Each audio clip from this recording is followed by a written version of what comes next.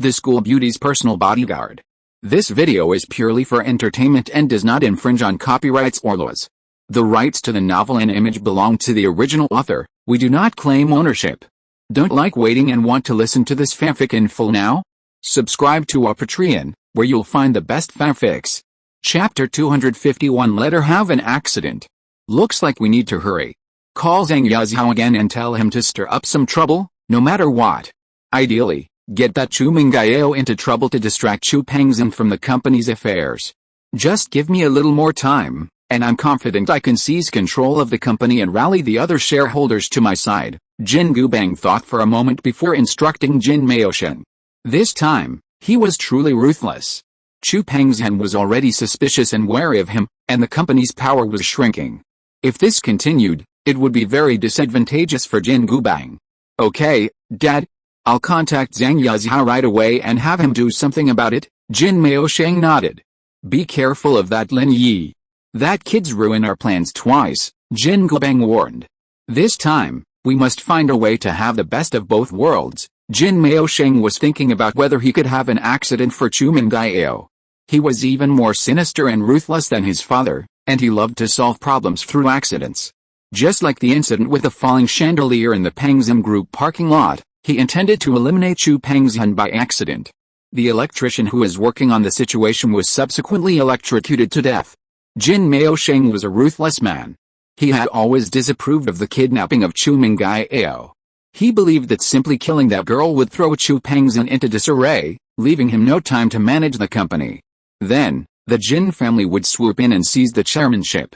Leaving his father's room, Jin Maosheng called Zhang Yazhao, a subordinate of Li Chihua. He wanted to speak directly with Li Chihua, but knew he wasn't qualified. The Jin family wasn't worthy enough to catch the eye of the man behind Li Chihua. Everything they were doing was simply to pave the way for Bing Xiao's company in Songshan City after the Jin family took control of Pengzhan Group. Otherwise, that man wouldn't care about their power struggles at all. The price of the Jin family's power was to cede their real estate to Bing Xiao, that man's illegitimate son. Pengzhan Group spans multiple sectors, including trade, real estate, department stores, hotels and entertainment, and garment manufacturing. While ceding the real estate sector would result in a slight loss, it pales in comparison to gaining true control of Pengzhan Group. Jin Maosheng felt a pang of sadness when he thought his son, a prominent Pengzhan Group shareholder, was treated as nothing by that person. Was that family truly that powerful? Young Master Jin, what's the matter? Zhang Yazhao was furious with the Jins. The previous operation had failed entirely because Jin Gubang hadn't thoroughly investigated the people around Chu Mengyao, resulting in such significant losses. And they were actually blaming the people they had found for their work? This infuriated Zhang Yazhao immensely. After all, he was Chihua's man, not someone you, Jin Gubang, could criticize at will. Hearing Zhang Yazhao's sinister tone, Jin Maosheng also bristled. It's not like we're not paying you back. We're ceding the entire real estate business. That's a branch worth 300 or 400 million. If you want to set up a branch company again, the price you have to pay is not small.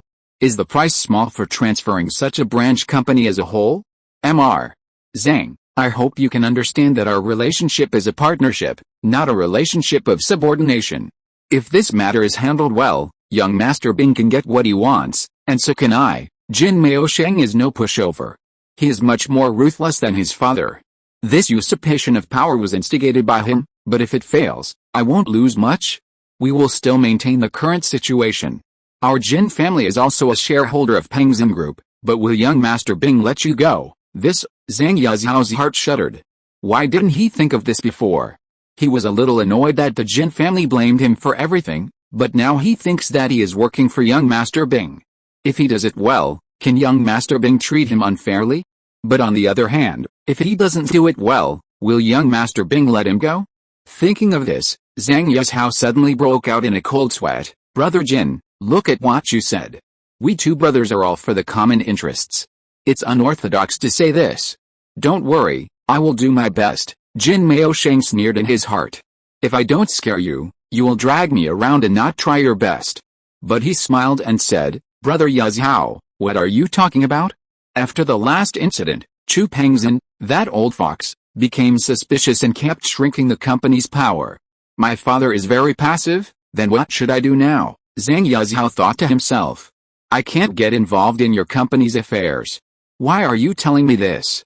If Chu Pengzhan's daughter had some accident, he might not have the mind to manage the company's affairs, right? Jin Maosheng said lightly. Hey, there are unexpected events, right, brother Yazhao? Zhang Yazhao was stunned and knew that Jin Maosheng was going to play ruthless, but he was also a desperado. How many of brother Chihua's men were not ruthless? Don't worry, brother Jin, I know what to do. It won't be long before the bad news comes out, Zhang Yazhao agreed directly. In fact, accidentally killing someone is easier than kidnapping. That's it for now.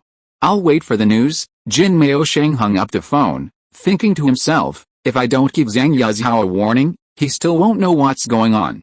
Of course, although Zhang Yazhao verbally agreed to Jin Maosheng, he wouldn't act rashly because he had to consult Li Chihua first. Brother Chihua, this is Xiao Yazhao, Zhang Yazhao called Li Chihua. Xiao Yazhao, why are you calling at this time? Don't you know I'm sleeping? Li Chihua sleeps during the day and is active at night. This is something all his subordinates know. The reason he keeps his phone on during the day is because he's afraid that the boss behind the scenes will find him. Brother Chihua, Jin Maosheng called and asked me to kill that girl Chu Mengyao. Zhang Yazhao conveyed Jin Maosheng's intention to Li Chihua. Oh, you handle this. Don't confront her head-on. That girl has experts around her. We can just create an accident, Li Chihua said casually. A life meant nothing to him. Also, young Master Bing is coming soon. We need to hurry up. Pengzhan Group's real estate company is our gift to young Master Bing. Yes, brother Chihua, I'll do it then. With Li Chihua's affirmative response, Zhang Yazhao could proceed without hesitation. In Zhang Yazhao's view, no matter how powerful Lin Yi was beside Chu Mengyao, he could still eliminate her by using some underhanded tactics behind the scenes without a direct confrontation. He had previously been concerned about killing Chu Mengyao, but now that Jin Maosheng had said so, he decided to let her die. It would be a perfect end to all. Chapter 252, Fell Stupid. Lin Yi returned to the villa and found Chu Mengyao and Chen Yashu sitting in the living room, not watching TV, just like they had been doing the day he lectured him. Brother Arrow, Sister Yao is jealous. Be careful. Chen Yashu was sitting on the sofa, eating an orange. When she saw Lin Yi come in, she greeted him in advance. Xiao Shu? Chu Mengyao glared at Chen Yashu. What are you talking about? What do you mean I'm jealous? Oh, Sister Yao is angry. Brother Arrow, then you're on your own. I won't say anything. Chen Yashu shut her mouth, acting as if she hadn't said anything. Xiao Shu, you? Chu Mengyao originally wanted to teach Lin Yi a lesson, but after being disturbed by Chen Yashu, she lost the desire to scold him. She stared at Chen Yashu with some hatred. Xiao Shu, did you fall in love with Lin Yi after you confessed your love to him? Otherwise, why would you cover for him everywhere? Oh, Sister Yao, do you want me to like him? Chen Yashu ate a slice of orange and said disapprovingly, anyway, you and I are going to marry the same man. Chu Mengyao really wanted to stand up and kick Chen Yashu into outer space. This was getting further and further away. Looking at Lin Yi, who also looked indifferent, Chu Mengyao felt a little bored. He could do whatever he wanted. What did it have to do with her? Whether he was picking up girls or fooling around, as long as it didn't interfere with his own affairs and prevented Zhong Pinliang from harassing him, he had completed his job. Chu Mengyao waved her hand in annoyance. Lin Yi, you're at school, just be careful about your influence. I don't care about you and Tang Yun, just don't let Zhong Pinliang harass me. Oh, don't worry about that. That guy is busy with his own affairs and won't harass you. Lin Yi nodded. Okay, it's okay. But next time you go out, you have to tell me in advance, otherwise I won't be able to find you if I need to. Chu Mengyao didn't know what was wrong with her. Was she concerned about Lin Yi being with other girls, or was she concerned that he was not dedicated enough and was fickle as a follower? Okay, Lin Yi nodded without thinking. The relationship between Lin Yi and Chu Mengyao was now much more harmonious, and Lin Yi cherished this mission. Although he still didn't know what the mission was, since it would provide him with a lifetime of livelihood, and his family's old man had agreed to allow him to settle down in Songshan City, Lin Yi would complete it diligently, no matter what. Then you go and get busy. Xiao Shu and I are going to a concert. There's food in the kitchen. We've already eaten, so if you want to eat, you can help yourself. Chu Mengyao waved at Lin Yi, signaling him to leave. Huh? Sister Yao, didn't you say you were furious and wanted to go bungee jumping this weekend? And even push Wrigley down the ravine? Why didn't you say anything? Chen Yushu suddenly interrupted. Xiaoshu, Chu Mengyao's previous words were just angry remarks. Of course, she wouldn't push Lin Yi down the ravine. Wouldn't that be murder? She glared at Chen Yushu. What are you thinking? I was just saying it casually, and you take my angry words seriously. I still want to go bungee jumping. How about we just go bungee jumping without pushing Wrigley down the ravine? Chen Yushu looked at Chu Mengyao. How? Lin Yi shook his head. Chen Yushu was really a real living treasure. With her around, the family was doomed to not have a war. However, Lin Yi didn't expect that Chu Mengyao was so angry that she wanted to push herself down the valley. Chapter 253. Could it be that the fake has become real? Oh, Sister Yao, do you mean to make him responsible for me? Chen Yushu blinked and asked in confusion. Chu Mengyao really didn't know what to say. Why don't you ask your brother to beat him up? Oh, Brother Arrow pulled me out of the iron railing before and touched me once. Chen Yushu thought about it, rolled her eyes and said, Sister Yao, how about we keep this account in mind first? If he behaves in the future, we won't bother him. Yeah, that's a good idea. Chu Mengyao naturally agreed. After all, it was Xiaoshu who was touched, not her. If Xiaoshu didn't mind, why should she mind? I saved you twice. Lin Yi was not happy. He saved Chen Yushu twice, and this girl still wanted to bother him? Oh, forget it, then we're even. But Brother Arrow, why don't you go bungee jumping with us this weekend? I haven't jumped yet, so you can go with us. Chen Yushu didn't care. With Lin Yi's leverage in her hand, the matter became unimportant. Zhang Tongshan, like before, crossed his legs and confidently called Sun Jinggai. Hello? Miss Sun. In Zhang Tongshan's eyes, Sun Jinggai was his prized possession. Unless she wanted to continue trading in Songshan City, he would definitely ruin her reputation this time. With Zhang Tongshan's connections in Songshan City, he knew many journalists in the news media. If he could leak this video, Sun Jinggai's company would be doomed. Not only would they face penalties from the relevant authorities, but most importantly, no one would want to do business with them anymore. Who would want to do business with such an unsafe company? Purchasing managers at those companies were all lucrative positions, and everyone knew what was going on. Like other companies, they offered kickbacks. Why would he choose Sun Jinggai's company, one that was easily exposed? However, Zhang Tongshan didn't know Sun Jinggai's background. In reality, Sun Jinggai had come to Songshan City alone, not to rely on her family's connections. She came here to escape the Sun family. Sun Jinggai really didn't want to think about the faces of those people in the Sun family. They were originally a family, but they fought to the death for their grandfather's property. It was like this before Grandpa died. When Grandpa died, it was not certain that there would be any more trouble. Sun Jinggai's parents died early, and she grew up with her grandfather. Just because she was close to her grandfather, the other members of the Sun family regarded her as the #1 public enemy who was trying to seize the family property. This made Sun Jinggai very uncomfortable. In the end, she had to come to the outer city and make a living on her own. Mr.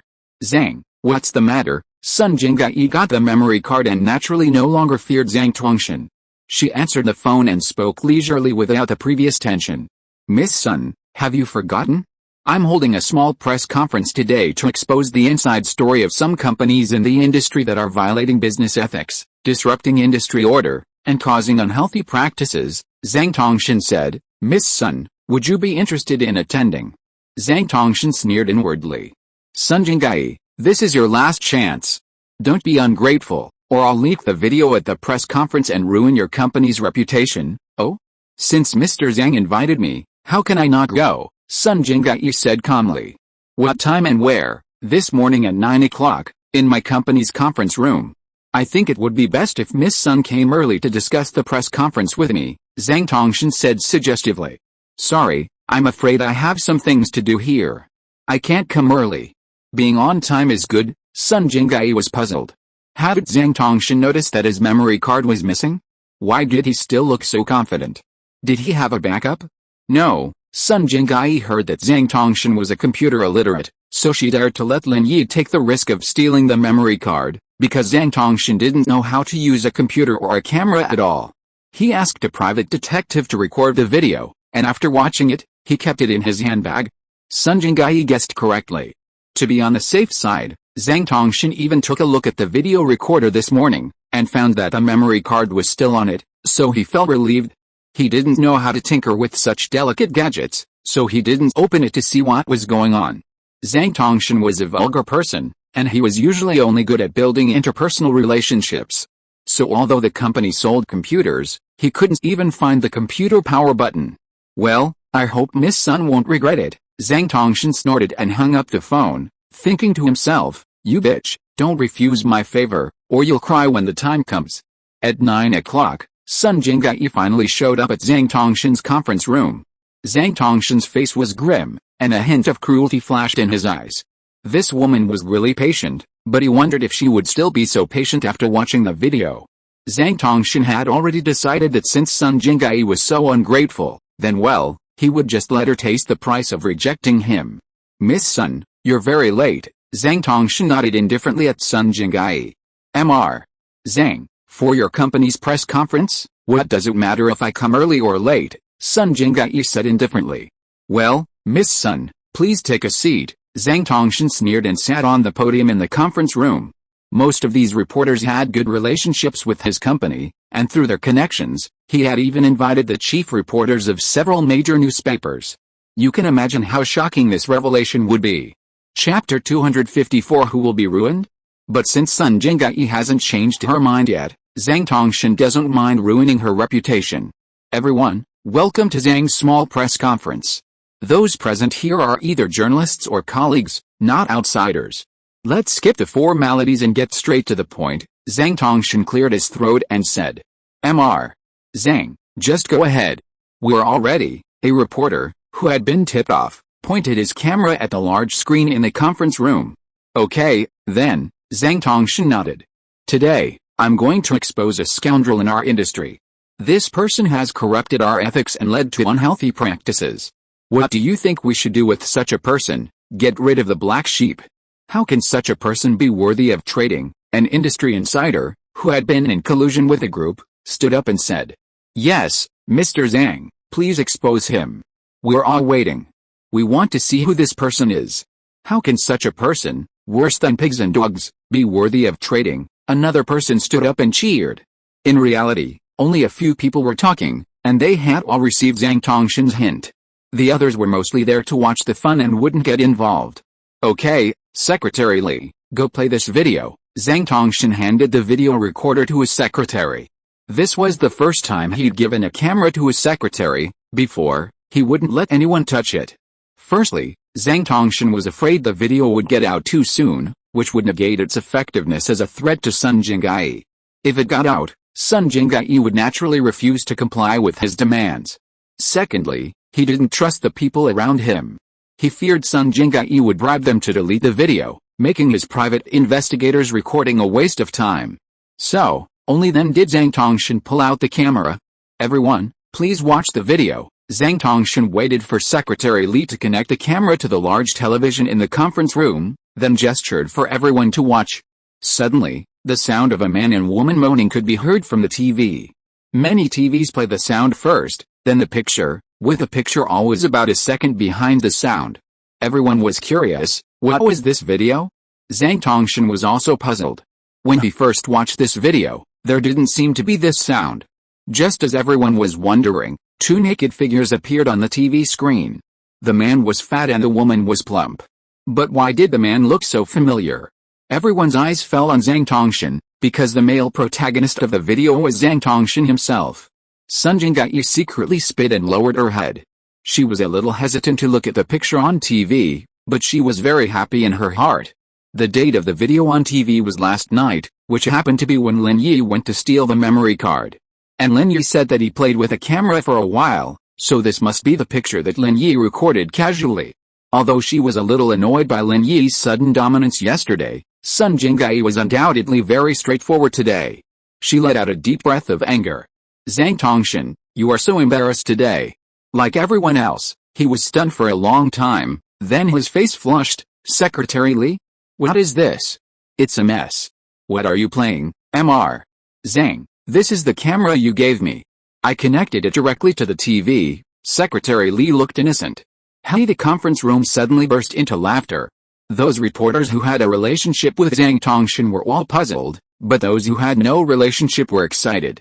This was a big gossip. Turn it off. Turn it off, Zhang Tongshan yelled at Secretary Li in a rage. Although Secretary Li felt wronged, he had to quickly turn off the camera and TV. What's going on? What's going on? Why did it become like this? Zhang Tongshan's face was gloomy and unhappy. Mr. Zhang, is this what you call a black sheep? Sun Jinggai sneered and stood up. You asked us to come here just to watch you perform? With all due respect, I have no interest in your obscene videos. Farewell. With that, Sun Jinggai turned and walked out of the meeting room, feeling no need to stay any longer. The other people in the same industry were also embarrassed to stay. They didn't know what Zhang Tongshan had up his sleeve, inviting everyone here to watch this obscene video of this fat pig. He really had nothing better to do. Was he an exhibitionist? Was he just trying to show off his masculine charm? Zhang Tongshan scowled as the planned press conference turned into this, feeling irritated, but there was nothing he could do. He had a vague feeling that something was wrong, but he couldn't figure out what it was. He couldn't understand why the video of Sun Jinggai's company employee offering bribes had been replaced with a video of himself and his lover. It had to be Sun Jinggai. It had to be this woman. Although he didn't know what means Sun Jinggai used, intuitively, Zhang Tongshan dared to conclude that Sun Jinggai was definitely involved in this matter. Otherwise, why was Sun Jinggai so calm? And why did she look so nonchalant? Sun Jinggai, Zhang Tongshan, will never let you go. Zhang Tongshan clenched his fists fiercely. In the classroom of Class 3-5, Grade 12, Songshan No. 1 High School. Lin Yi yawned lazily. In fact, Lin Yi didn't sleep well last night. The first time he touched a girl's breasts is always unforgettable. He thought that this unforgettable girl would be Tang Yun, but he never expected that it would be Chen Yusu. Although it was touched accidentally in such an emergency, it still made Lin Yi's heart throb. To be honest, if Chen Yusu was not Chu Mengyao's best friend, Lin Yi might have targeted her. But the key question is the eldest lady's best friend so easy to deal with? Boss, what's wrong with you? You look listless. Kang Xiaobo originally wanted to talk to Lin Yi about Xiaofan, but seeing Lin Yi's listless look, he didn't know whether he should tell him or not. Xiaobo, if you have something to say, just tell me. I'm fine, Lin Yi shook his head. In fact, if Lin Yi wanted to get rid of fatigue, he only needed to silently run the Xuanyuan Yulong Jue mental method in his body. However, Lin Yi was not only tired, but also had no mood. What was the relationship between him and Chen Yushu? Lin Yi felt a little weird. Chapter 255 Request for Support. Boss, I think Xiaofan still has feelings for that bastard Kang Xiaoming in her heart. As he said this, Kang Xiaobo clenched his fists tightly, his face full of indignation. Huh? What do you mean? Lin Yi was stunned. No way, Kang Xiaoming was so heartless, and Xiaofan was still devoted to him? Was he kidding me? Hey, boss, you don't know, when Xiaofan and I talked about Kang Xiaoming, her expression was a little abnormal. Kang Xiaobo sighed. I guess she wants to forget Kang Xiaoming, but she can't. After all, he was her first man, so it's normal for her to still remember him. But how come Xiaofan doesn't know about Kang Xiaoming's disgusting face? She knows, Lin Yi said, but as you said, that man is something she can't easily forget. I think if you let her see Kang Xiaoming again, she'll probably be able to let it go completely. It's best to let her see how heartless Kang Xiaoming is now, boss. Won't this upset Xiaofan? She's just recovered from her illness. Kang Xiaobo was a little worried. Maybe not, but it's okay as long as I'm by her side, Lin Yi said. If she doesn't face this matter squarely, she will never be able to get out of this shadow. You're right, Kang Xiaobo nodded. Boss, with you by my side, I'm not afraid that Xiaofan will have a relapse. But where can she go to see Kang Xiaoming? My second grandfather's family moved to the provincial capital a long time ago. There will always be a chance, right? Lin Yi said lightly. Xiaobo, you should have confidence now. Don't always think of yourself as a substitute for Kang Xiaoming. In this way, Xiaofan may gradually accept you. If you always think about looking like your cousin and use this as a means to pursue Xiaofan, that would be a bit sad, boss. Don't worry, I won't embarrass you. I will definitely get Xiaofan, Kang Xiaoming said confidently. Have you made up your mind? Do you want to be with Xiaofan? Lin Yi asked. It's decided. Boss, this time I've really decided, Kang Xiaobo nodded solemnly. Last night, I stayed with Xiaofan in the hospital all night. Ah. No way, Lin Yi widened his eyes. He didn't expect that his younger brother was more powerful than himself. He just pulled Tang Yun's hand and pinched Chen Yushu's chest, but Kang Xiaobo had already stayed with her all night. Ha, boss, you misunderstood, I was just accompanying her. Kang Xiaobo was sweating. Nothing happened between us. Lin Yi was speechless. Then what? Xiaofan and I talked a lot, and I also know what she is thinking, Kang Xiaobo said. Boss, you are right, Xiaofan just doesn't give up. She knows it's impossible, but Kang Xiaoming didn't say that to her in person, and she still doesn't give up. By the way, this incident may cause a breakdown in the relationship between you and your cousin. Are you sure there is no problem? Lin Yi asked. Kang Xiaoming did something so beastly, and I still recognize him as my brother, Kang Xiaobo sneered. If it weren't for second grandpa's face, I would have wanted to beat him up right now. You can beat him up, but at least not now. You don't have the strength yet. Lin Yi hit Kang Xiaobo. I know, Kang Xiaobo sighed. He is the second young master of the Kang family. Who am I? A poor relative of the Kang family of the great doctor. Zhang Neipao did not come to school today. Except for Zhong Pinliang, no one knew where he went, not even Gao Xiaofu, who was also Zhong Pinliang's subordinate. As for school, he just took a long sick leave. As for home, Zhang Neipao also vaguely said that he was going to do something big for Zhong Pinliang, and then, under the escort of Zhong Fabei's people, he went up Chongqing Mountain. Zhong Pinliang gave Lin Yi a resentful look. You don't have to show off in front of me. When Zhang Neipao comes back from learning martial arts, I will see how you die. Thinking of this, Zhong Pinliang felt a little relieved.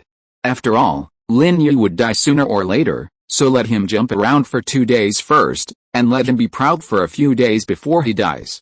So, Zhong Pinliang looked at Lin Yi with some pity in his eyes. In his opinion, Lin Yi was a dying man. Mengyao, are you free on Saturday? My dad gave me 3 3D movie tickets. Let's go see it together. Zhong Pinliang was urged by his father this morning to quickly hook up with Chu Mengyao, otherwise his uncle Jingabang might come up with some new plans. If his cooperation was not required, then their Zhong family would not get any benefits. So Zhong Pinliang began to get close to Chu Mengyao very attentively. I told you not to call me Mengyao, don't you have ears? Chu Mengyao felt a little disgusted by Zhong Pinliang calling her so intimately. Zhong Pinliang, oblivious, pulled a stool over and sat down in the aisle, next to Chu Mengyao's chair. Hey, then I'll call you Yao Yao, why don't you just go die? Chu Mengyao frowned. Are you okay? Yes, Saturday. Let's go to the movies together.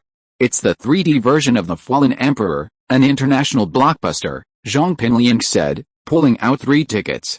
No, I have other things to do on Saturday, Chu Mengyao flatly declined. She had already agreed to go bungee jumping with Xiaoshu, so she naturally wouldn't go to a movie. Even if they weren't going bungee jumping, she wouldn't go to a movie with Zhong Pinliang. This guy is even more annoying than Lin Yi. Huh? Chu Mengyao was slightly startled at the thought. Hadn't she always thought Lin Yi was more annoying than Zhong Pinliang? Could it be that they had changed their priorities so quickly? Chu Mengyao shook her head, confused. Then we can go on Sunday, Zhong Pinliang said with a cheeky face. Chu Mengyao was so annoyed that she poked Chen Yushu beside her, indicating that she should ask Lin Yi to solve the problem. Chen Yushu giggled, and immediately understood, and sent a message to Lin Yi. Sister Yao Yao is in trouble, requesting quick support. Lin Yi saw Chen Yushu's text message, and felt a little amused, but still stood up. After all, he had promised Chu Mengyao yesterday that when she was harassed by Zhong Pinliang, he would deal with it in time. Boss, what are you going to do? Seeing Lin Yi suddenly stand up, Kang Xiaobo was a little puzzled. Go to the bathroom, are you going? Lin Yi asked. Go, wait for me. Kang Xiaobo also stood up with Lin Yi, but saw that the aisle was blocked by Zhong Pinliang, and he couldn't help but smile. Zhong Pinliang was going to be unlucky again. Lin Yi walked quickly towards Zhong Pinliang, and Chen Yushu immediately laughed slyly. Zhong Pinliang, this fool, didn't know yet, and continued to harass Sister Yao Yao. Didn't he know that he was about to become a flying man? Chapter 256. Please change your seat. You don't remember, do you? I told you not to gamble. Are you deaf? Lin Yi stood behind Zhong Pinliang and said coldly. To be honest, if Lin Yi hadn't been so focused on stability and wanted to live peacefully in Songshan City, Zhong Pinliang would have turned into a wisp of ash somewhere long ago. You? Zhong Pinliang heard Lin Yi's voice and was about to turn around to say something when he felt his body lighten and flew out with a whoosh. Then, with a bang, he fell heavily on the podium and let out a scream. Change your seat. You are not suitable to sit here. Otherwise, I will let you fly out of the classroom window next time. Lin Yi kicked Zhong Pinliang's chair away and warned him lightly. This kid had better be smart and stay away from Chu Mengyao, so that he wouldn't have to be called by Chen Yushu to help every time. Zhong Pinliang looked at Lin Yi with resentment, but he didn't dare to say anything, because he knew that if he said anything now, he would suffer a loss and Lin Yi would continue to beat him. Now he is no match for him, the only thing he can do is to endure and endure again. Seeing that Zhong Pinliang didn't say anything, Lin Yi walked past him, and when he passed by, he warned again, remember what I said, if you sit in front of me again, I will let you play flying trapeze every day. Zhong Pinliang gritted his teeth. When has he ever been threatened like this? But this Lin Yi, he can't beat him, even the proud Black Panther brother is not his opponent, how can he provoke such a person? Although Zhong Pinliang was unwilling to change his position, Lin Yi had already said it, and Zhong Pinliang also believed that if he didn't change, Lin Yi would definitely throw him out. Lin Yi was a complete lunatic, his arrogance almost unbridled. Yesterday, word had spread throughout the school about Zhu Ruiming being slapped in the face by Lin Yi in front of the Dean of Academic Affairs. Zhong Pinliang knew he was no match for this lunatic. It seemed he had no choice but to stay away from Chu Mengyao. If he wanted to get out of that guy's sight, he had to move to a corner first. Once he got rid of Lin Yi, he could just move back. Besides Lin Yi, no one else in the class dared to disobey him. He could just ask to move to a different seat. Boss, I'm really starting to doubt your background. Did you really come from the mountains? Leaving the classroom, Kang Xiaobo looked at Lin Yi with a puzzled look. One of my elders is a school trustee, Lin Yi briefly explained. Oh, no wonder. No wonder even the Dean of Academic Affairs couldn't do anything to you. So that's how it is, Kang Xiaobo suddenly realized. Was that the luxury car that brought you to school that morning also owned by that school trustee? Yes, Lin Yi nodded. Impressive? Kang Xiaobo was a bit excited. So you have such a powerful background. I thought you were just a poor student like me, huh? Lin Yi laughed, but didn't explain. Actually, a powerful background doesn't really matter. Doesn't Zhong Pinliang have a powerful background? Why didn't he dare act arrogantly in front of Director Wang from the Academic Affairs Office? Ultimately, it was because he had caught Wang Zifan with a weak spot, leaving him powerless. By the way, boss, aren't you going to the bathroom? Kang Xiaobo was a bit surprised to see Lin Yi leave the classroom and not head for the restroom. I just don't like Zhong Pinliang. So I'm taking this opportunity to teach him a lesson. Lin Yi didn't hide it. He wasn't in the least bit of a rush, and Kang Xiaobo would have noticed if he'd gone, so he just told the truth. So that's how it is. Ha, Zhong Pinliang, that guy, let him get so arrogant, and now he's in trouble now that he's running into boss. Kang Xiaobo let out a fierce sigh of relief, as if he had been the one to teach Zhong Pinliang a lesson. Don't you want to go to the bathroom? Lin Yi asked back. I saw you coming out and wanted to follow you for a walk. Xiaofen's matter made me very depressed, Kang Xiaobo said. Let's go, let's take a walk. Lin Yi nodded, and walked casually in the corridor with Kang Xiaobo. There were not many idle people in the corridor of the senior year. Except for the students on duty, everyone was studying in the classroom. Those who had connections or simply couldn't get into college were playing basketball on the playground or playing games online outside the school. They would not wander around in the corridor at all. When they reached the door of the classroom of class 35, they saw Tang Yun carrying a bucket of water out.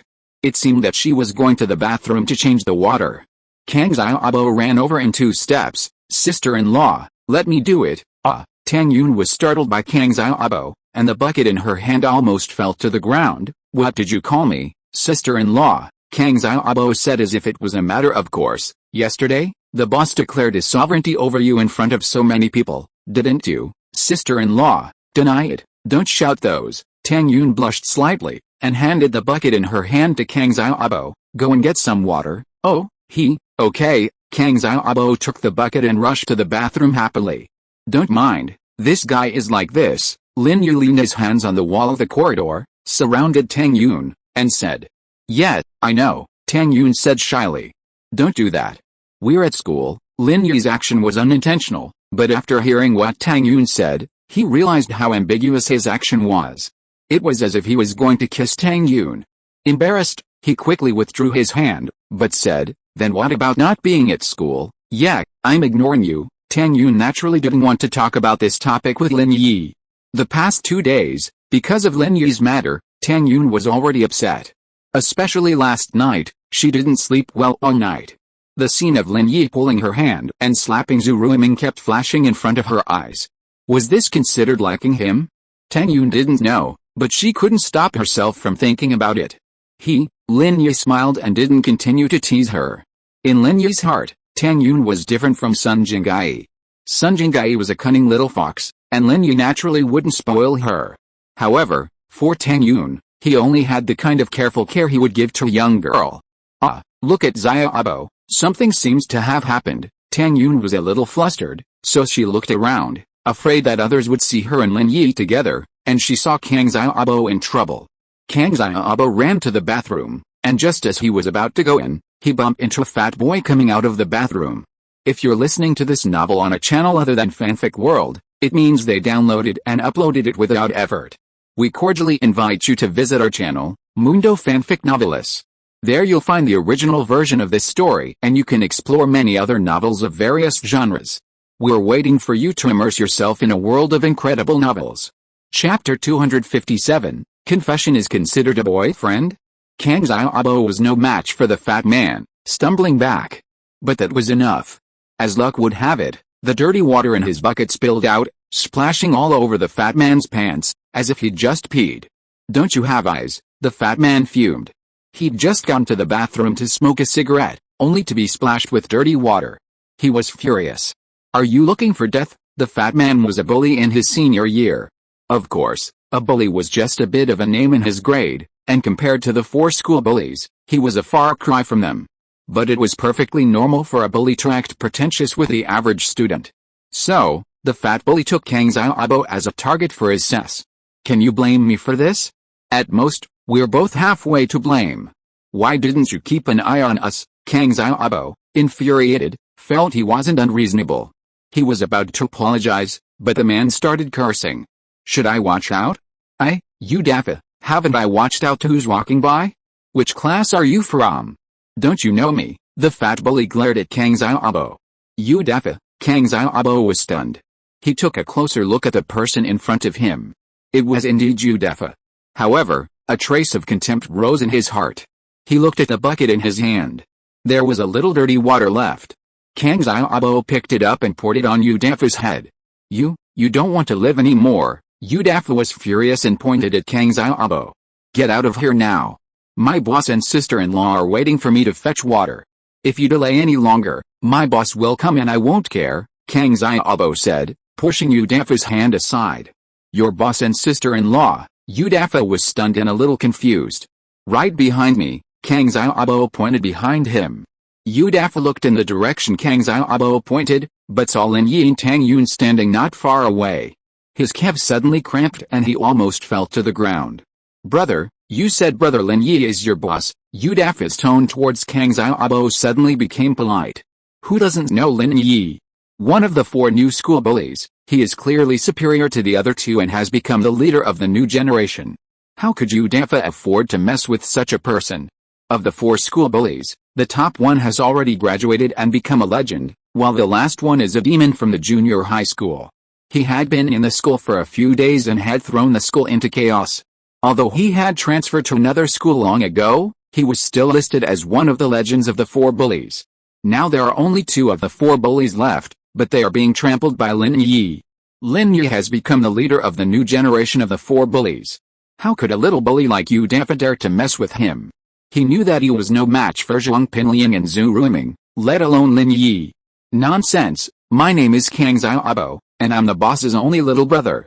You need to look carefully and be more careful in the future. Kang Xiaobo pinched his waist in a very arrogant manner and said to Yu Dafa. Yes, Yu Dafa nodded quickly. Go get me a bucket of water. Kang Xiaobo handed the bucket to Yu Dafa. I'll go right away. Yudafa felt that it was an honor to be able to do things for Lin Yi. He could brag about it in the future. Lin Yi had asked him to do things, so Lin Yi could be considered half of his boss. Yudafa happily took the water back. Just as Kang Xiaobo was about to take it, Yudafa said, "Brother Bo, how can I let you do it? I'll go and deliver it to the boss myself." Kang Xiaobo nodded, and sighed in his heart. His status had also risen with Lin Yi. If it weren't for Lin Yi, would Yudafa give him such face? In the past, he was lucky not to be beaten up, let alone fetching water.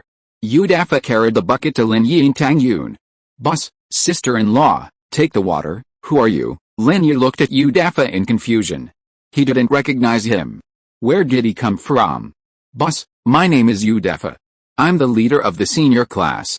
"Of course, compared to you, Boss Lin Yi, I'm nothing." Yudafa introduced himself. "Oh," Lin Yi nodded. "Okay, I get it. You can go now." "Thank you, you're welcome, boss. If you need anything, feel free to contact me. I'm in class 30, Yudafa said respectfully. Tang Yun was surprised that Yudafa, the villain, would even express his loyalty to Lin Yi. She was baffled, and even more embarrassed that he actually called her sister-in-law.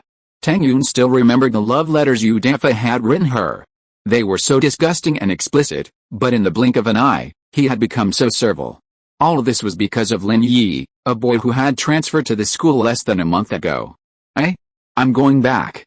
I still have to clean the windows." Tang Yun picked up the bucket on the ground and said to Lin Yi and Kang Xiaobo. "Well, go ahead." Lin Yi nodded, and he and Kang Xiaobo also returned to the classroom. Zhong Pinliang really obediently changed his seat to Gao Xiaofu's side, which was in a corner of the classroom, far away from Lin Yi. It seemed that he was really afraid that Lin Yi would turn him into a trapeze artist.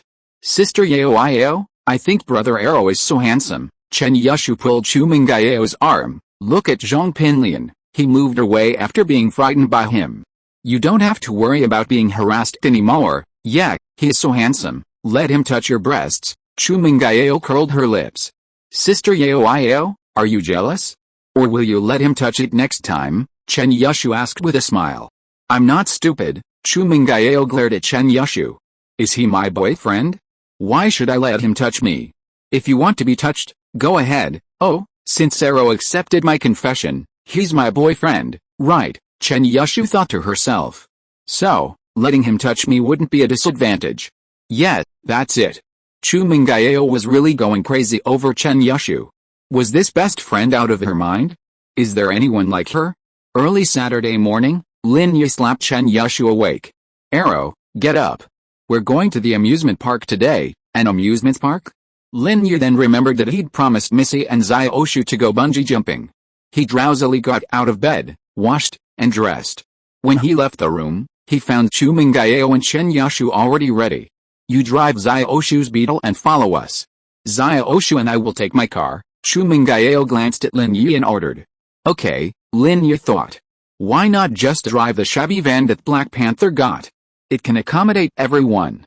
Why bother driving two cars?" But apart from the kidnapping incident, the young lady had never ridden in such a shabby car before. Chapter 258 Suspected to be an insider. Lin Yi drove silently behind Chu Mengyao's Audi S5, his eyes occasionally glancing at the rearview mirror. "Are they following us again? Are they Li Chiho's men?" A sneer crossed Lin Yi's lips. It was this same car that had been following them last time. With this kind of tracking technology, did they think he wouldn't notice? Li Chiho is quite courageous. 2 people died last time, so who else would she send this time? So Lin Yi didn't get out of the car to inquire, pretending to be ignorant as he drove after Chu Mengyao. If the black commercial vehicle behind them dared to act rashly, Lin Yi wouldn't mind causing another car accident. Songshan City Amusement Park is located on the outskirts of the southern district of Songshan City. It was built at the end of the 2000s with an investment of several hundred million yuan. It is considered one of the more famous amusement parks in the province. Chu Mengyao parked her car in the amusement park's underground parking lot, and Lin Yi parked next to her. Just as he followed Chu Mengyao into the elevator, Lin Yi saw the black business car that had been following him also turn into the underground parking lot. However, to Lin Yi's surprise, the business car didn't have a parking meter. Instead, it presented a small, plastic-sealed ID card to the toll booth at the entrance and was allowed in. Lin Yi was puzzled. Could this business car have some connection to the amusement park? Yao, who owns this amusement park? Is it public or private? Lin Yi asked casually. It's a public-private partnership. Why are you asking that? Chu Mengyao was confused by Lin Yi's meaning. Partnership? Which company invested in it? Lin Yi didn't let the topic go easily, but continued to inquire. Brother Arrow, this is Uncle Chu's business, Chen Yushu said quickly. Oh, Lin Yi was slightly stunned. Could there be someone from Pengzhan Group in the business car? Only that could explain why they weren't charged in the underground parking lot. That commercial vehicle was not a military or police vehicle, but just an ordinary local license plate. If it wasn't a company related to the amusement park, it wouldn't be able to park for free. It was invested by Daddy's company, but it has always been run by a branch company, Chu Mengyao said. Then can we park for free? Lin Yi asked. Chu Mengyao looked at Lin Yi as if he were an alien. Although she was a young lady, she still had to call Uncle Fu for a few dollars of parking fee. Isn't that troublesome? How? Lin Yi smiled faintly. The people in the commercial vehicle behind probably weren't short of money. Who would be short of a few dollars for parking if they could arm wrestle with Chu Pengzhan? But being able to park for free was also a symbol of status and privilege. The people in that car probably thought so too. Lin Yi actually guessed it right. Inside the business car, Zhang Yazhao looked at Jin Maosheng with a smile on his face. Brother Jin is amazing. Parking is free. This amusement park was originally invested in and built by the company, and I happen to be in charge of it. Jin Maosheng put away his ID card indifferently. Since I have this privilege, of course I have to use it. That's true, Zhang Yazhao laughed, but since this is Brother Jin's territory, it will be easier to do things. Before, I was worried about how to start, but now there is no problem. I didn't expect them to come to the amusement park. A sneer crossed Jin Maosheng's lips. There are few of my confidants here. I can ask them for help when the time comes. This confidant, will he tell anyone? Zhang Yazhao was a little worried. After all, what he was going to do today was murder. Tell anyone? Humph, give them the courage, Jin Maosheng said disdainfully. They are few people who helped me make money. The amount they embezzled is a capital crime. That's no problem, Zhang Yazhao nodded. Since they were in the same boat, he was not afraid that they would dare to turn against him. Find someone smart enough to follow these three and keep them informed of their location. Let's see if we can create an accident, Jin Maosheng said to Zhang Yazhao. No problem, Zhang Yazhao said to a seemingly unassuming young man in the car. Xiaoma, go ahead. Yes, Brother Yazhao. The young man named Xiaoma got out and quickly followed. A cold glint flashed in Jin Maosheng's eyes. He was a cautious man. He didn't know the details of this young man named Xiaoma, and since he had met him today, his first thought was to eliminate Xiaoma once this was over. He couldn't let him cause any trouble. Although the person behind Li Chihu had connections, he wouldn't intervene on behalf of Bing Xiao if things really went wrong. Bing Xiao might be his illegitimate son, but his wife's family was also quite a mess. Raising an illegitimate child to this age would be a huge problem if it were exposed. Jin Maosheng knew this, so he always kept a way out. Sister Yao, are we going bungee jumping now? Chen Yushu was looking forward to it. Although the amusement park was Chu Pengzhan's property, the two of them had only been there once before, when it was first built, before the bungee valley was even constructed. Bungee jumping right after arriving, although Chu Mengyao had been feeling aggrieved for the past few days and wanted to let off some steam, the thought of bungee jumping right after arriving at the amusement park was a bit overwhelming for her. After all, bungee jumping was dangerous and physically demanding, and Chu Mengyao wanted to explore other areas of the amusement park first. That's fine, too. By the way, Sister Yao, how about we go to the haunted house first? I heard there's a new one at the amusement park, and it's pretty scary, Chen Yushu suggested. Haunted house, Chu Mengyao frowned. Why would Chen Yushu want to go to such a childish place? A haunted house? Who were they trying to scare? They were all fake things. What was there to see? Yeah, it's scary. I heard a lot of young couples go there. Once the girlfriend gets scared, you can take advantage of her, Chen Yushu said seriously. Xiaoshu, are you stupid? Chu Mengyao was speechless. Then why don't you go with Lin Yi and let him take advantage of you? No, I'm not scared. I think you, Sister Yao, would be scared, Chen Yushu said.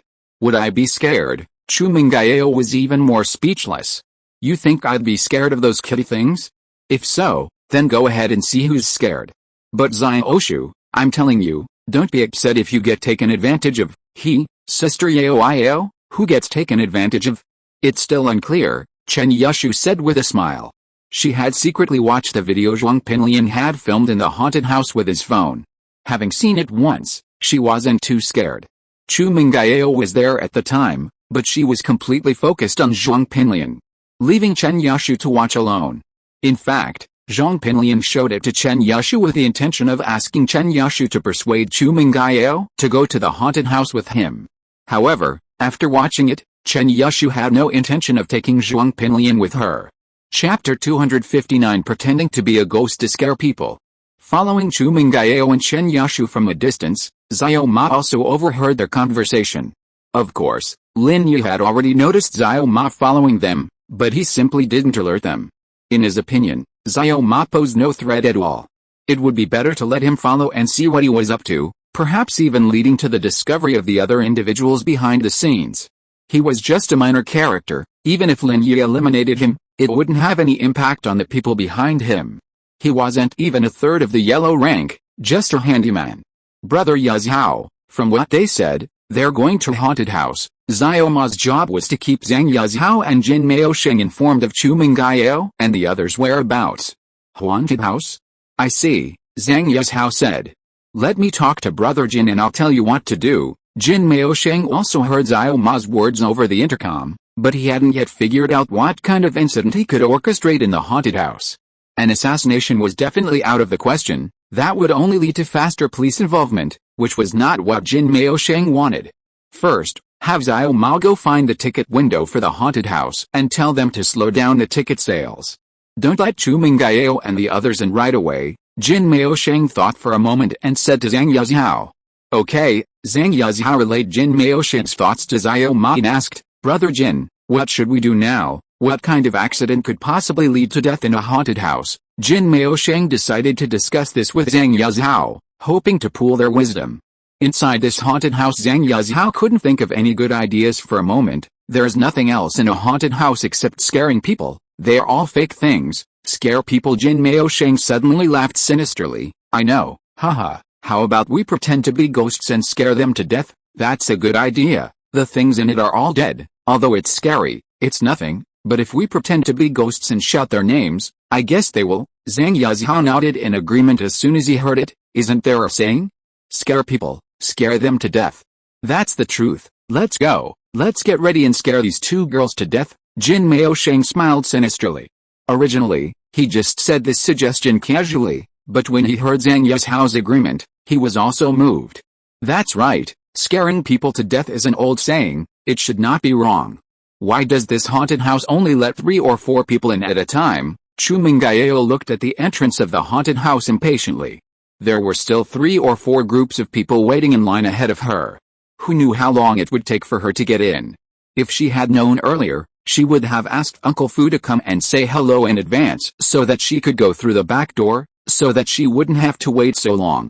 Good things never come to an end. Chen Yushu didn't care. Sister Yao, those 2 couples who just went in, they were so scared that their faces turned pale. You'll be like that by then, Chu Mengyao said unhappily. How about we stop playing and go see something else? Let's wait a little longer. There are only 2 or 3 groups of people left. Chen Yushu didn't want to give up just like that. Sister Yao, think about it. It's scary only when a few people enter the haunted house. If there are too many tourists, what's the point? There are more people than ghosts. So in the end, are the ghosts scaring people or are people scaring the ghosts? There's no point at all. That's right. Chu Mengyao agreed with Chen Yushu's theory this time. Indeed, if there were too many people, then they would only be watching people, and who would have time to watch ghosts? In the control room behind the haunted house, Jin Maosheng, Zhang Yazhao, and Xiao Ma had already changed into their costumes. Jin Maosheng turned into a vampire, Zhang Yazhao turned into a zombie, and Xiao Ma used something to stick his face shut, turning into a faceless man. Get ready. Call the people waiting ahead. They don't need to come in. Just let Chu Mengyao come in, Zhang Yazhao instructed Xiao Ma. Yes, Xiao Ma, now faceless, spoke in a slurred voice. He pulled out his phone, dialed a number, and said, "You can leave." Outside the haunted house, the two groups of people who had been waiting ahead of Chu Mengyao and the others suddenly announced, "No more waiting. It's too slow. Let's go and do something else." "Yeah, it's so slow. We're done. Let's go," another person immediately chimed in. With that, the two groups in front turned around and left without a second thought. Huh? Sister Yao, are they crazy? They've been waiting in line for so long, and it's almost their turn, but they're leaving without even checking in. Chen Yushu stared at the two groups, bewildered, looking at them like idiots. Who knows? But it's better if they leave. It'll be our turn soon. Chu Mengyao was also puzzled, but it was a good thing they were leaving. They didn't have to wait any longer. Lin Yi glanced coldly at the two groups of people leaving, a hint of a sneer playing on his lips. Are they going to take action so soon? Are they going to do it inside the haunted house? Next group. At this moment, the haunted house staff opened the door and looked at Chu Mengyao and the others. "Is it you? Are you three together?" "Yes, it's our turn," Chu Mengyao asked. "We're here. Give me the tickets, and you can go in." The staff member took the tickets from Chu Mengyao's hand and tossed them into the ticket box beside her without even glancing at them. Lin Yi felt a little contempt. They couldn't even put on an act, so impatient to let him and the others in. Chu Mengyao, Chen Yushu, and Lin Yi filed into the haunted house.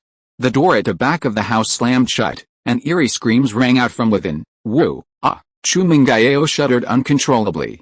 Although she knew it was fake, the eerie atmosphere of the haunted house still made her body cold. "Zia Oshu, hold on to me. Don't run around. It's scary in here." Chu Mengyao tried to maintain her elder sister demeanor, but a hint of fear slipped through her voice. She'd meant to say that if Chen Yushu held her, she wouldn't be afraid, but anyone could tell she was being timid. "Sister Yao, are you scared?" Chen Yushu was quite courageous, and even the ghostly cries didn't faze her. "Who said I was scared?" Chu Mengyao wouldn't admit she was. "These things are obviously fake, just to scare you. What's so scary about them? Let's go. Lin Yi, follow us, and don't stray too far." "How?" Lin Yi chuckled. The objects in this haunted house were bizarre and lifelike. While they looked realistic, much of it was simply a combination of light and shadow effects. They were fake, illusory. It was like watching a 3D movie, only more immersive. Chapter 260 Chen Yushu Shows His Power, Part 1. Back in the primeval forest, every step was a thrill, filled with venomous insects and ferocious beasts. That was truly terrifying. But now, in Lin Yi's eyes, these things were child's play. Who could be afraid of ghosts after surviving such an environment? Ouch! An old woman with bloodshot eyes fluttered past Chu Mengyao. Chu Mengyao jumped, clutching Chen Yushu's hand tightly. She felt a pang of regret. If she had known this thing was so scary, she wouldn't have come. "Sister Yao, this is a scam." Chen Yushu stretched out her hand and swiped it through the old woman's body. "Look, it's fake, right? It's just a 3D slide." "Oh," Chu Mengyao was relieved after seeing Chen Yushu's demonstration. This was just the beginning. The further she went, the scarier it got. Besides the ghosts that would suddenly fly towards her, there were also coffins that suddenly opened nearby, and zombies that jumped out, making Chu Mengyao's heart skip a beat. Whoosh! A rotting corpse, oozing pus all over its body, suddenly sat up, spurting a stream of black blood from its mouth towards Chu Mengyao. "Ah!" Chu Mengyao screamed, instinctively dodging backwards, only to bump into Lin Yi. What are you doing behind me? Didn't you ask me to follow you?" Lin Yi shrugged. "This is fake. It's just a mist of light." "Oh," Chu Mengyao said, a little embarrassed. She had indeed asked Lin Yi to stand behind her because she was afraid of an attack from behind. But after Lin Yi explained, Chu Mengyao realized that the blood sword was just a light effect, not a physical object. After several shocking moments, Chu Mengyao gradually grew braver. They were all fake, visible but intangible, so what was there to be afraid of? Watching Chen Yushu waving her hands to catch the ghosts and monsters that darted back and forth, Chu Mengyao let go and joined in the punches and kicks, enjoying herself quite a bit.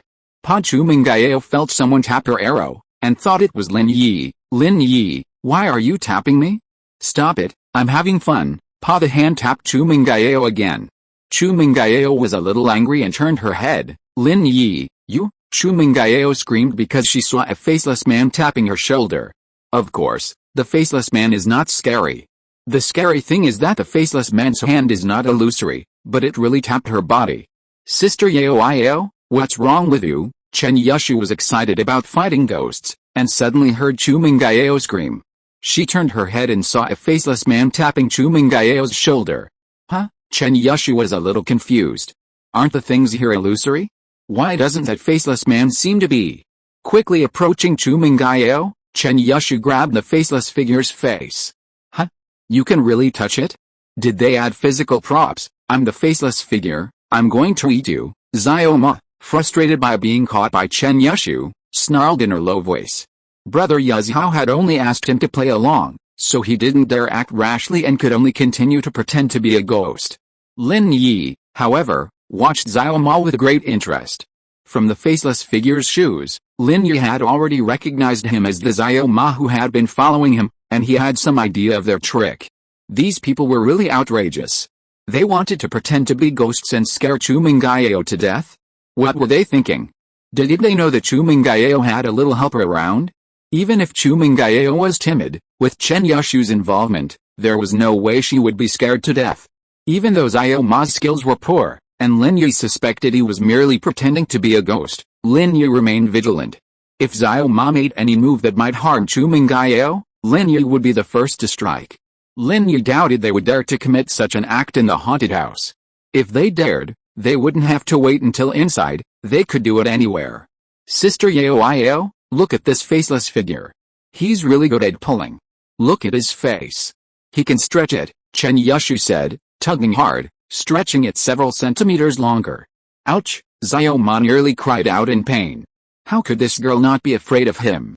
How dare she pinch a ghost's face? How could she be so bold? Really, Chu Mengyao, no longer afraid, reached out and tugged at the other half of the faceless figure's skin. Both sides of Xiao Ma's face were simultaneously pulled up, her mouth twisted into a gourd shape, and she couldn't even cry out in pain.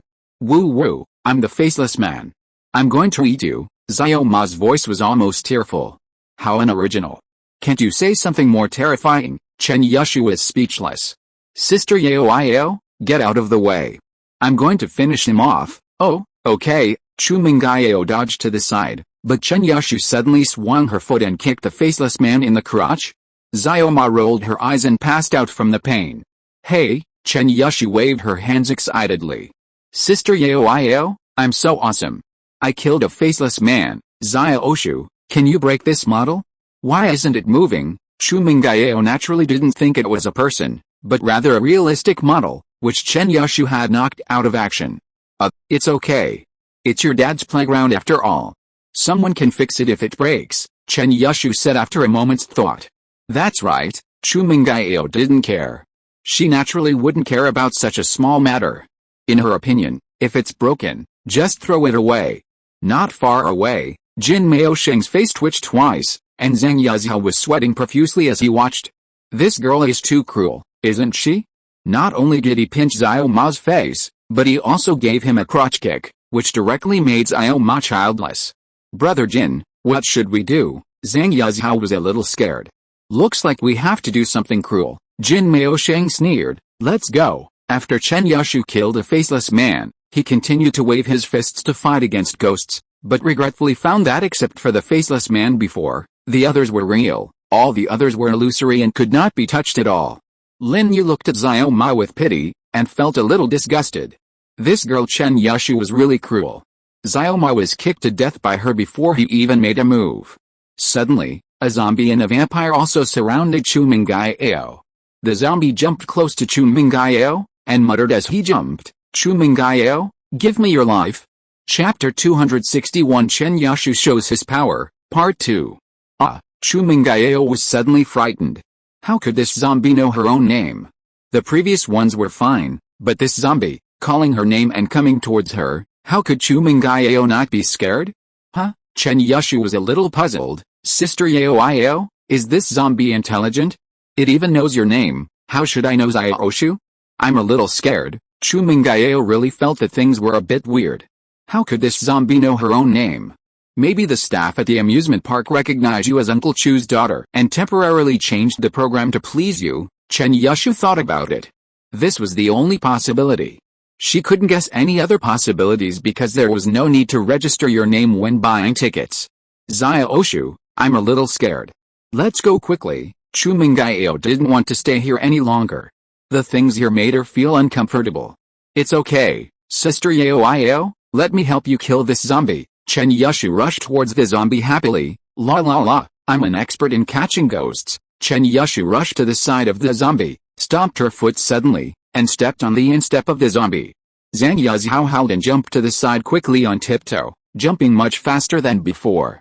Yet, Sister Yao, look, I chased the zombie away. Chen Yushu looked at the zombie that ran away after being stepped on by her, with a triumphant expression on her face. This program is well designed. Let Uncle Chu praise him. This zombie can still run away after being stepped on. Chu Mengyao was also amused by Chen Yushu at this time. Now she also believed Chen Yushu's previous guess, that someone might have recognized her identity as Miss Chu, and deliberately changed the computer program of the haunted house temporarily in order to please her. After being manipulated by Chen Yushu, Chu Mengyao wasn't so scared anymore. Looking at the zombie running faster than a rabbit, Chu Mengyao ordered Lin Yi, go catch that zombie for me. Oh, Lin Yi nodded. Zhang Yazhao immediately thought to himself, oh no. Is this woman going to come up with some nasty tricks to mess with me again? He was about to quicken his pace and escape this dangerous place when he felt someone grab the back of his neck. Then, his body suddenly lightened and he flew out, landing heavily at the feet of Chu Mengyao and Chen Yushu. Ha, the zombies are back again. Sister Yao, let's continue playing with zombies. Chen Yushu jumped up from the ground and stepped directly onto the belly of the zombie, Zhang Yazhao, stomping and kicking it. Zhang Yazhao screamed, feeling as if his intestines were being stepped on. The pain made his eyes roll back and he fainted. Boring, Chen Yushu stomped on it a few times, and when the zombie stopped screaming, she jumped down with a bit of disinterest. This zombie is of terrible quality. It broke after just 2 steps. I wonder which company made it? Let Uncle Chu file a complaint with them. Haha, Chu Mengyao said, amused. It's a prop model from a haunted house. If you just stomped on it, it would definitely break. Jin Maosheng looked at Zhang Yazhao, who was being trampled unconsciously, and a frown crossed his forehead. How could this girl named Chen Yushu be more ferocious than that bodyguard named Lin Yi? Chen Yushu had basically ruined his plan. Now there was probably no point in trying to scare Chu Mengyao anymore. Chu Mengyao wouldn't be afraid anymore. Jin Maosheng felt a surge of resentment. Chu Mengyao was clearly terrified of ghosts. She'd already been terrified when Xiao Ma had filmed her. If Zhang Yazhao had cooperated with him, she'd have been terrified. He could see that Chu Mengyao was genuinely afraid of these things, but Chen Yushu hadn't hesitated since Xiao Ma showed up. Not only had she kicked Xiao Ma to death, but Zhang Yazhao's intestines had probably been stepped on. What the hell was going on? Pretending to be a ghost failed, and then someone stepped on him. Could anything be more unfortunate? Thinking his plan to scare Chu Mengyao to death was no longer feasible, Jin Maosheng's face tinged with regret. But he wouldn't continue with something he couldn't do. There was no point in pretending to be a ghost any longer. Jin Maosheng prepared to leave and then plan his next move. He had to kill Chu Mengyao today. Jin Maosheng turned around and prepared to leave, but suddenly heard Chen Yushu's angry shout behind him, "That vampire, where are you running to?" Jin Maosheng's eyes went dark and he almost fell to the ground. Why wouldn't he let people escape? Jin Maosheng was about to speed up his pace and ignore the tough girl Chen Yushu, but he felt something hit the back of his head with a bang, followed by a burst of severe pain. Jin Maosheng staggered to the ground. Yet, hit it with one shot, this vampire is too weak, right? Chen Yushu danced with joy. What she threw out was a shoe of the zombie. Xiaoshu, why does the back of the vampire's head seem to be bleeding? Chu Mengyao asked puzzledly, looking at the fallen Jin Maosheng.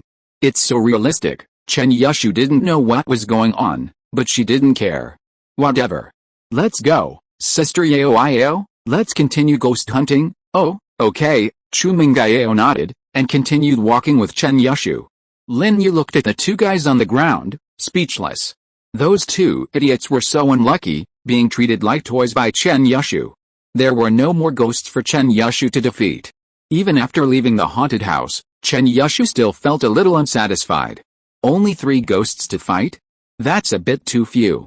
Sister Yao, Can you and Uncle Chu give us a suggestion to add a few more?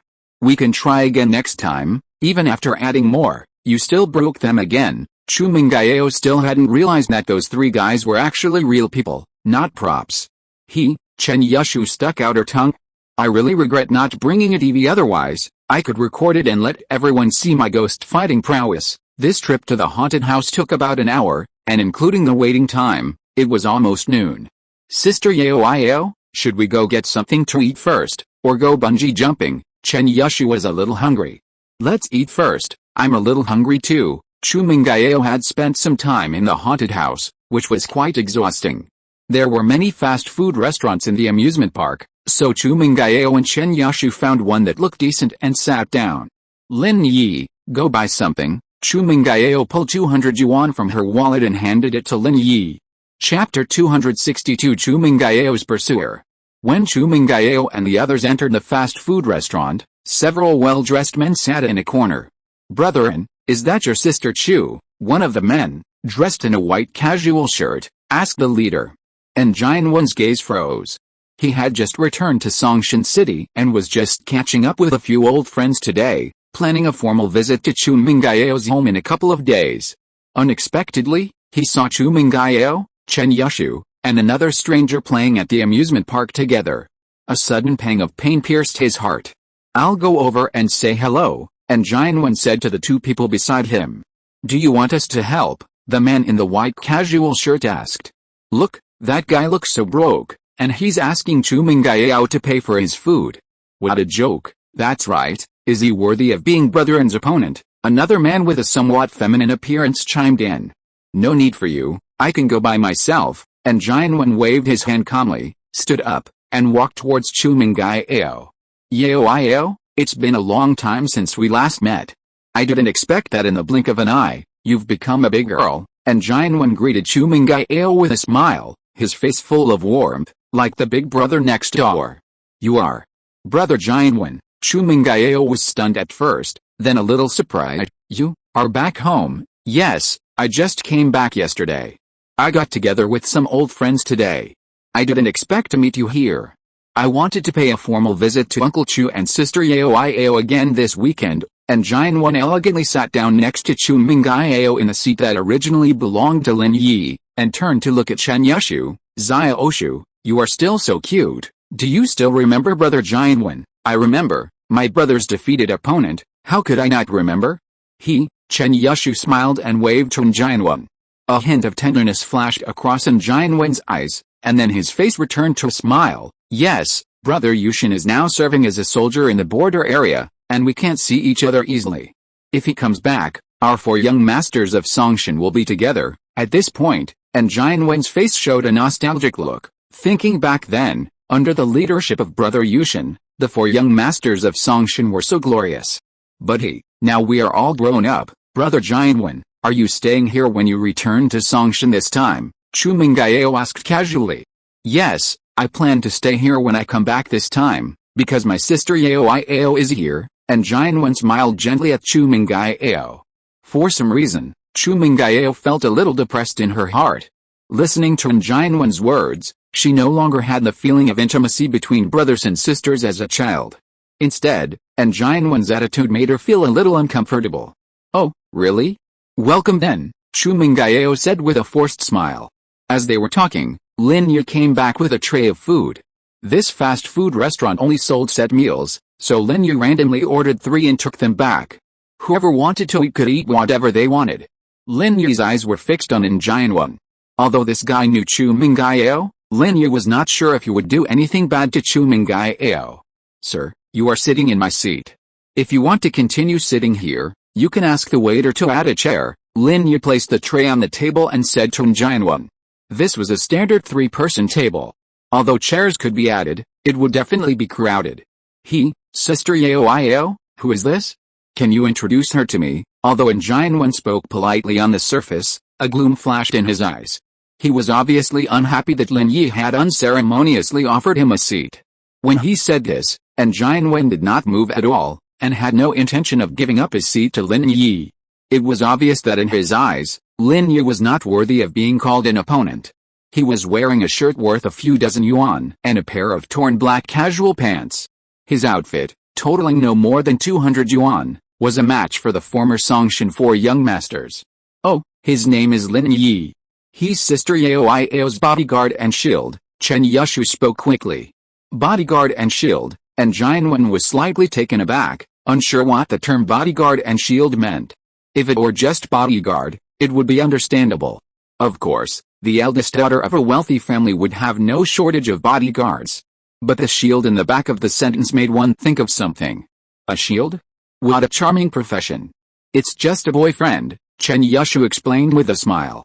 Xiao Shu? Chu Mengyao glared at Chen Yushu helplessly, but for some reason, she didn't refute or explain. However, in Jianwen's eyes, Chu Mengyao's glare turned into a coquettish look. In his opinion, Chu Mengyao and Lin Yi's relationship was probably kept secret, because Chu Pengzhan would never let his daughter marry a man who wore an outfit worth less than 200 yuan and had women pay for his meals. Therefore, their relationship should be undisclosed. However, Chen Yushu said it out, and Chu Mengyao could only glare at her angrily. This made Jianwen feel very uncomfortable. Damn, a poor boy also wants to climb up the social ladder? Dreaming, right? Oh, so you're Yao Iao's boyfriend, and Jianwen stood up this time. No matter what, since this guy is already Chu Mengyao's boyfriend, he can barely be considered his opponent. Although his level is a bit low, since he can win Chu Mengyao's favor, he must have the ability. So Jianwen will not take it lightly and stretched out his hand to Lin Yi. Hello, my name is Jianwen, Yao Iao's elder brother, and we can be considered childhood sweethearts. Originally, Jianwen thought that Lin Yi would be surprised and at a loss when he heard his name, but he was disappointed. Lin Yi seemed to not know him at all. He stretched out his hand lightly. I just got vegetable soup on my hand while serving fast food. Mr. N, do you mind? This, Jianwen's expression froze. Looking at Lin Yi's right hand covered in grease, he was speechless for a while. He felt a bit caught in a dilemma. If he shook hands, he would inevitably get his hands dirty. If he didn't shake hands, he was the one who took the initiative to shake hands. If he regretted it now, wouldn't it seem very ungraceful? Helplessly, Jianwen could only shake hands with Lin Yi with a bitter face. Lin Yi, Chu Mengyao's follower, Lin Yi introduced himself lightly. Follower? Damn, a new word? Provocation? Bodyguard, shield, and now follower again. Isn't this follower almost the same as boyfriend? Chapter 263 Who dies first? Hell, Jianwen smiled grimly, grabbed a chair and sat down next to the three of them. I wonder what Mr. Lin is doing. Oh, didn't I tell you? I'm a follower. Lin Yi smiled. What about you, you dandy? Jianwen wanted to curse, because he took Lin Yi's words as a provocation and contempt for him. Even if you are Chu Mengyao's boyfriend, you don't have to show off like this, right? What's more, he's a boyfriend who has not been recognized by Chu Pengzhan. In Jianwen's opinion, Chu Pengzhan would never recognize Lin Yi.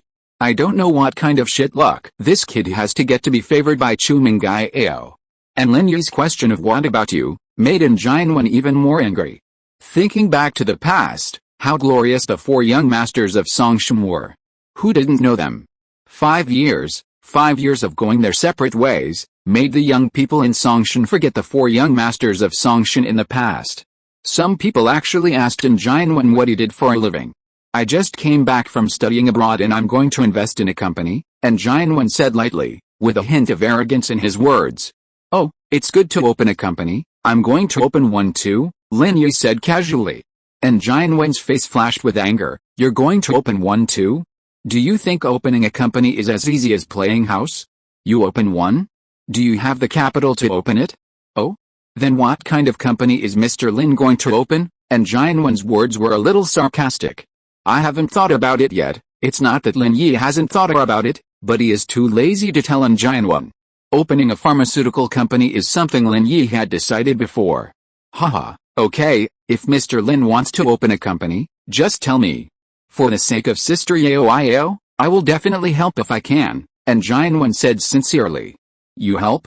It will fail as soon as you help, right? Lin Yi curled his lips, completely skeptical of Jianwen's good intentions. With that, Jianwen stood up and prepared to leave. There was no point in continuing the conversation with Lin Yi. He planned to return home and thoroughly research Lin Yi's background before making any further comments. Knowing yourself and your enemy is the key to victory. This had always been in Xuanyuan's motto. He had barely taken 2 steps when he suddenly clutched his abdomen, his breathing rapid and sweat pouring down his face. He tried to say something, but before he could, he collapsed to the ground, his muscles twitching rhythmically. His face turned purple and he foamed at the mouth. Brother Xuanyuan, Chu Mengyao froze for a moment, then rushed over worriedly. The 2 men sitting within Xuanyuan also hurried over. Call an ambulance. The man in the white casual shirt was clearly aware of Xuanyuan's condition. Although nervous, he remained composed. The other man with the feminine complexion quickly pulled out his phone and dialed the emergency center. Seeing the man in the white shirt coming over, Chu Mengyao hurriedly said, Brother Taizao, Brother Xuanyuan's illness, where is the boss? Where is the restaurant owner? Get out here, someone has been poisoned. The man in the white casual shirt was called Su Taizao, and he was also one of the 4 young masters of Songshan. A somewhat fat man walked out from behind the bar tremblingly, looking at Su Taizao with some fear. Sir, this gentleman may not have been poisoned by the food he ate. Why not? I told you not to put coriander and celery when you ordered the meal. Did you put them in? Su Taizao stared at the restaurant owner fiercely. If anything happens to brethren, I will close your restaurant. I didn't put them in. I specifically asked the kitchen, and there are no such things in the dishes, the boss said carefully. There is no coriander or celery in the dish. The boss didn't lie. Lin Yi had already walked to the table where Xuanyuan had sat before, checking what the 3 had eaten, but there is some Chinese chrysanthemum in this vegetable soup. If I'm not mistaken, Xuanyuan should be allergic to these vegetables with pungent taste, and eating them will induce epilepsy. Chinese chrysanthemum. Su Taizao was stunned after hearing what Lin Yi said, and looked at the restaurant owner. Is there Chinese chrysanthemum in it? Yes, there is Chinese chrysanthemum, the boss nodded. We always add Chinese chrysanthemum to our soup to clear away heat and relieve summer heat in the summer. Su Taizao frowned. Why didn't you say so earlier? But he also knew that it was not the restaurant owner's fault. He didn't mention it when he ordered the meal before. However, in the north, Chinese chrysanthemum is rarely used to make soup, unlike celery and coriander, which are added as frequently. So Su Taizao didn't think so much when he ordered the dishes. Who knew that there was really Chinese chrysanthemum in the soup? After Lin Yi finished speaking, he walked back to his seat and sat down, preparing to eat his fast food. He'd gone to check on Xuanyuan earlier because he didn't have a good impression of him and didn't want his situation to implicate the restaurant owner. The restaurant owner looked at Lin Yi with gratitude. If Lin Yi hadn't discovered the problem promptly, his restaurant would have been accused of food poisoning and would have been in trouble. Lin Yi, can you please save Brother Xuanyuan? Chu Mengyao knew about Xuanyuan's previous confrontations with Lin Yi, but Xuanyuan was her childhood brother after all, and their family had a good relationship with hers. If something happened to Xuanyuan in front of her, Chu Mengyao would feel guilty. After hearing Lin Yi accurately describe Xuanyuan's condition and its cause, she subconsciously placed her hopes on him. She didn't know when it started, but she began to treat Lin Yi as an all-powerful person. Whether it was cooking, parking, cleaning up hooligans, or even when Xiao Shu got caught between the railings, she would immediately go to Lin Yi for help. As long as there is a request, Lin Yi can always do it, which makes Chu Mengyao develop a kind of dependence on Lin Yi. Oh, I can, but I don't want to save him. Lin Yi glanced at Xuanyuan. You? Su Taizao was a little angry after hearing what Lin Yi said. How can you be like this? Watching someone die without helping? Let me tell you, do you know what Xuanyuan's family does? If they know that you watch someone die without helping, you will die. Oh, then you wait for the ambulance. It is estimated that this person will not die within 10 minutes. Lin Yi looked at Su Taizao with an idiot look. Then I won't save him. Let's see who dies first, him or me. You? Su Taizao was choked by Lin Yi. He didn't know what to say. He was used to being arrogant, so he threatened Lin Yi. He didn't expect Lin Yi to simply ignore him. If you're listening to this novel on a channel other than Fanfic World, it means they downloaded and uploaded it without effort. We cordially invite you to visit our channel, Mundo Fanfic Novelis. There you'll find the original version of this story and you can explore many other novels of various genres. We're waiting for you to immerse yourself in a world of incredible novels. Chapter 264, Vomited All Over. Oh, what bad luck, Brother Taizao. Brother Xuanyuan was killed by your words. Chen Yushu looked at Jianwen on the ground with regret and shook her head. To be honest, Chen Yushu didn't like Jianwen. He always had a gloomy aura about him, especially since he was pursuing her best friend, Sister Yao Iao. Chen Yushu had a bad impression of him. She and Sister Yao Iao were going to marry the same man. If Sister Yao Iao married Jianwen, wouldn't she have to marry Jianwen too? Chen Yushu didn't want to marry Jianwen, so it would be better if Jianwen died. Sister Yao Iao wouldn't marry a dead man. Although Chen Yushu felt that Sister Yao Iao wouldn't be so stupid as to marry Jianwen, they were childhood sweethearts, and Jianwen was clearly interested in Sister Yao Iao. What if Uncle Chu got carried away and married Sister Yao Iao off? So when she saw Jianwen was about to die, Chen Yushu was overjoyed, but she harmlessly put the blame on Su Tai's Ao. Xiao Shu. Don't talk nonsense. Chu Mengyao really didn't know whether to be happy or cry. Her best friend always did some funny things in critical moments. Chu Mengyao knew what Chen Yushu was thinking, and Chu Mengyao herself naturally didn't like Jianwen. She only had the feeling of a brother towards Jianwen, and nothing else was mixed in. But it was unacceptable for Jianwen to die in front of her. Putting aside the relationship between her family and Jianwen's, even if her father didn't blame her afterward, to be fair, Jianwen had always been very kind to her when she was little, always tolerating her temper. Since Chu Mengyao had no older brothers, she considered Chen Yushan and Jianwen her brothers. I'm not talking nonsense. Brother Jianwen was killed by Brother Tai's Ao, Chen Yushu said seriously. I know. Brother Tai's Ao must still hold a grudge against Brother Jianwen, so he wanted to kill him. Otherwise, why would he stop Brother Ao from saving him? Chen Yushu was desperate for chaos. It was clearly Lin Yi who was reluctant to save her, but Su Tai's Ao had uttered a threat that shouldn't have been uttered. Now, it was Su Tai's Ao who was trying to kill Jianwen. Xiao Shu, what are you talking about? How could I hold a grudge against brethren? Su Tai's Ao knew Chen Yushu's character and knew that this little girl was someone he couldn't afford to offend. Although he felt unhappy, he could only defend himself. Because I stole your girlfriend, Chen Yushu said with a smile. Su Tai's Ao's face darkened. Chen Yushu hit the nail on the head, and his expression became a little ugly. However, Su Tai's Ao quickly controlled his emotions. I've long forgotten what happened in school, let alone whether I hold a grudge or not. Brother Tai's Ao, Xiao Shu, please stop talking about these things. Chu Mengyao looked anxiously at Jianwen, whose breathing was getting more and more rapid on the ground, and turned to look at Lin Yi. Lin Yi, can you save him? Is this my job? Lin Yi asked. Yes, Chu Mengyao hesitated. It's my personal request, okay? Although Lin Yi didn't want to meddle in other people's business, since Chu Mengyao asked him, Lin Yi couldn't refuse. If Chu Mengyao said that this was her job and she had to do it, Lin Yi might still feel a little reluctant, but Chu Mengyao said it was her personal request, then Lin Yi had no choice but to save him no matter what. Lin Yi reluctantly approached Jianwen, lifted his eyelids, and looked over. Then, he said to Su Tai's Ao, hey, come help me hold him, okay? Su Tai's Ao didn't know what Lin Yi did for a living, but since he had accurately explained the cause of Jianwen's illness, and Chu Mengyao had urged him to treat him, he could only place his hopes on Lin Yi. 10 minutes had already passed, and there was still no sign of an ambulance. Perhaps, as Lin Yi had said, Jianwen had died before the ambulance arrived.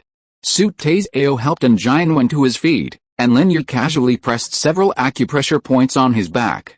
Chu Mengyao and Chen Yushu stood in front of Jianwen, Chu Mengyao looking nervous, Chen Yushu curious. Stay away. Lin Yi looked up at them and said to them. Huh? Oh, Chu Mengyao and Chen Yushu were confused, but since Lin Yi had given the order, they both stepped aside.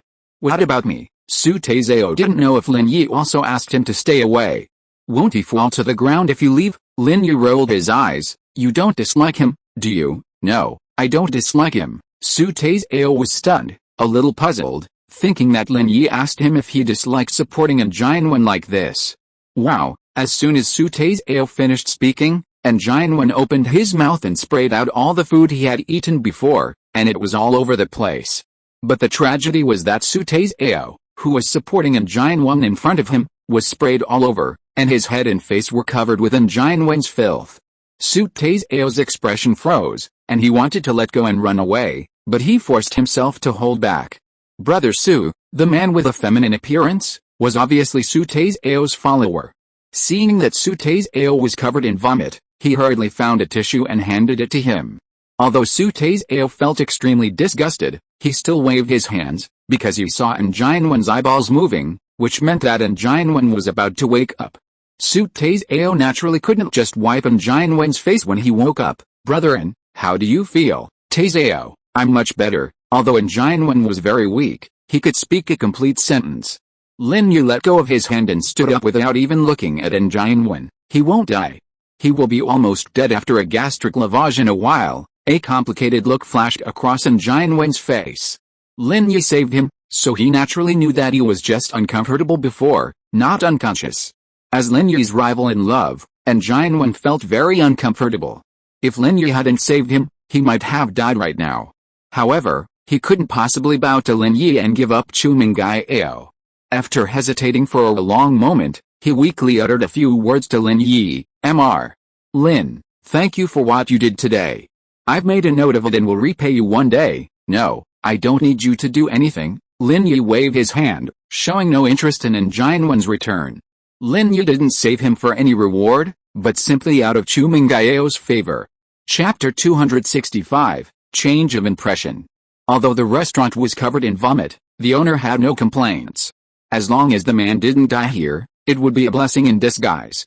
Otherwise, even if it wasn't his fault, if someone died eating at the restaurant would definitely not be able to operate. "No matter what, I still have to thank you. I, Jianwen, don't like to owe favors to others. I will repay this favor today." Jianwen didn't care about Lin Yi's words. The two of them were previously in a state of hostility, and Lin Yi's decision to save the man at this moment was entirely out of consideration for Chu Mengyao's face.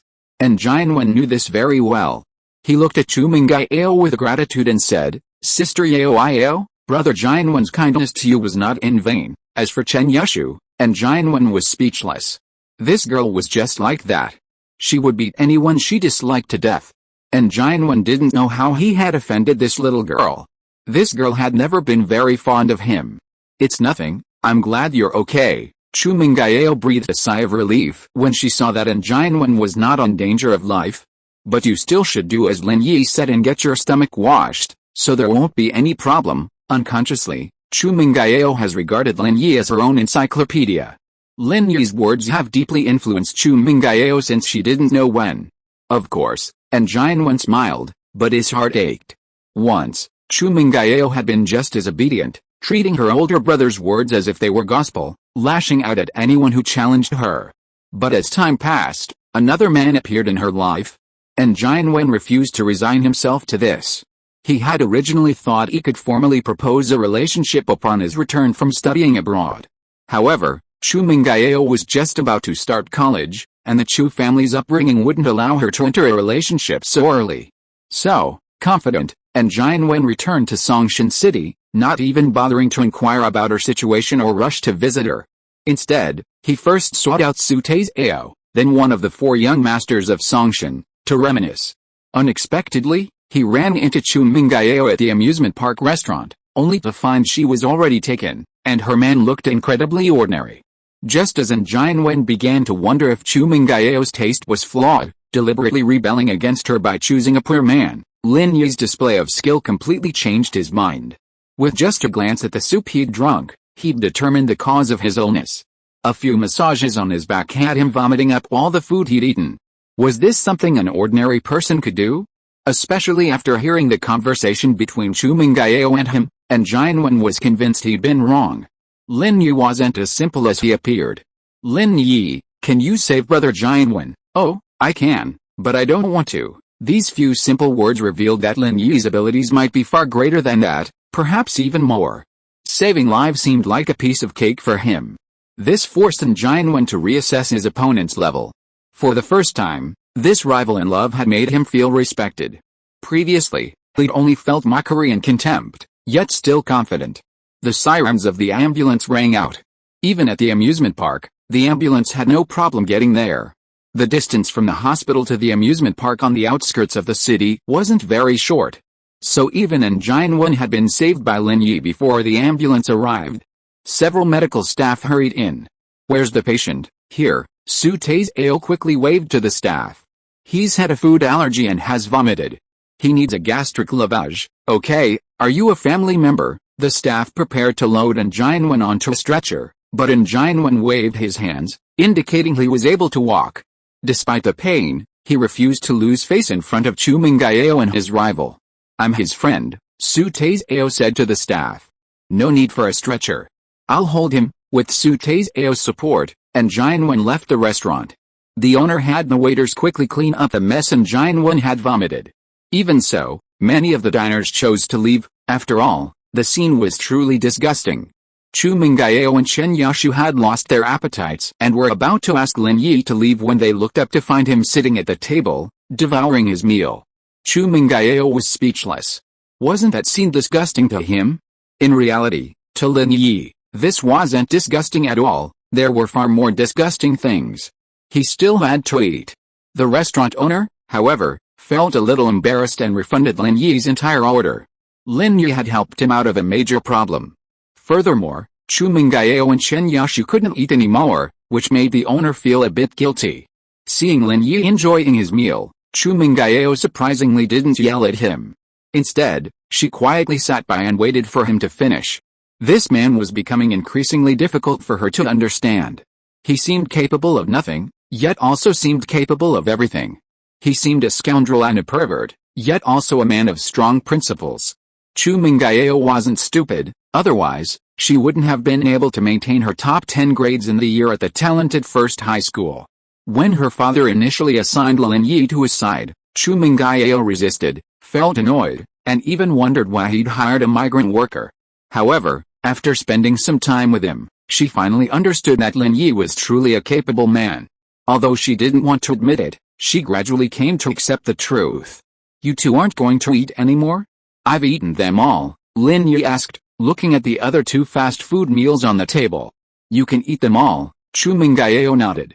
Lin Yi devoured the other two fast food meals in no time. Wow, Brother Wrigley, you're so awesome. Chen Yashu looked at the 3 empty fast food boxes in surprise.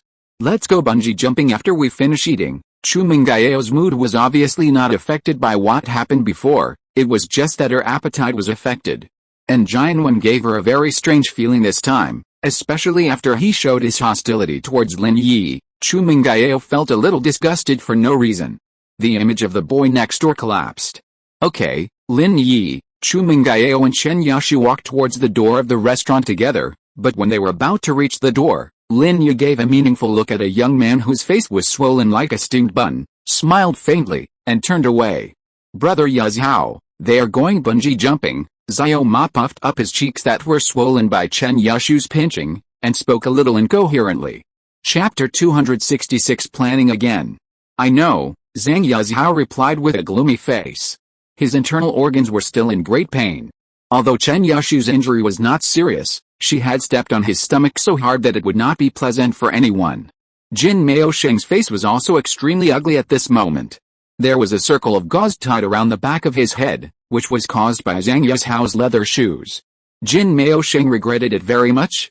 He was too impulsive before.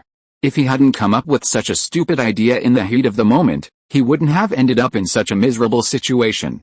Jin Maosheng's plan was generally feasible, but he used the wrong place and target. If it was just Chu Mengyao alone, his plan might have succeeded because Chu Mengyao was not as brave as Chen Yashu. But he chose to act when Chu Mengyao was with Chen Yashu and Lin Yi, which reduced the effectiveness of the plan by half.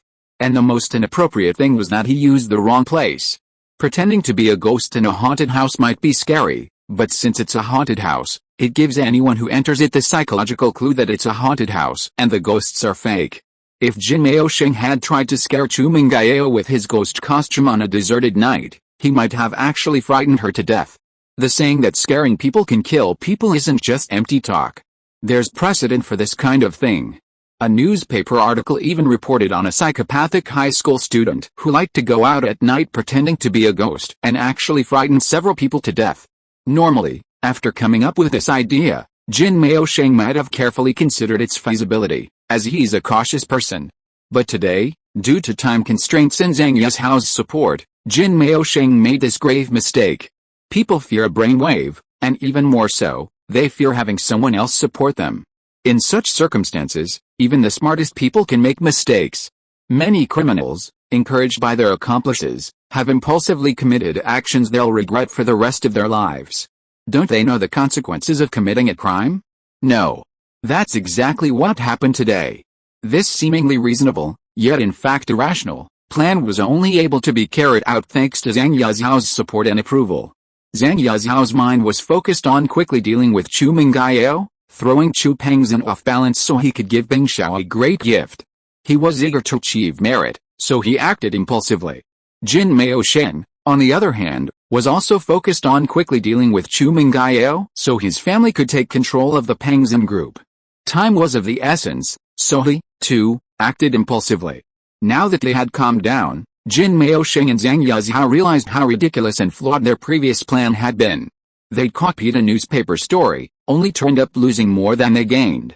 They'd shot themselves in the foot, leaving them both covered in wounds. Brother Jin, they're going bungee jumping. What should we do? Zhang Yaxiao put down the phone and turned to look at Jin Maosheng.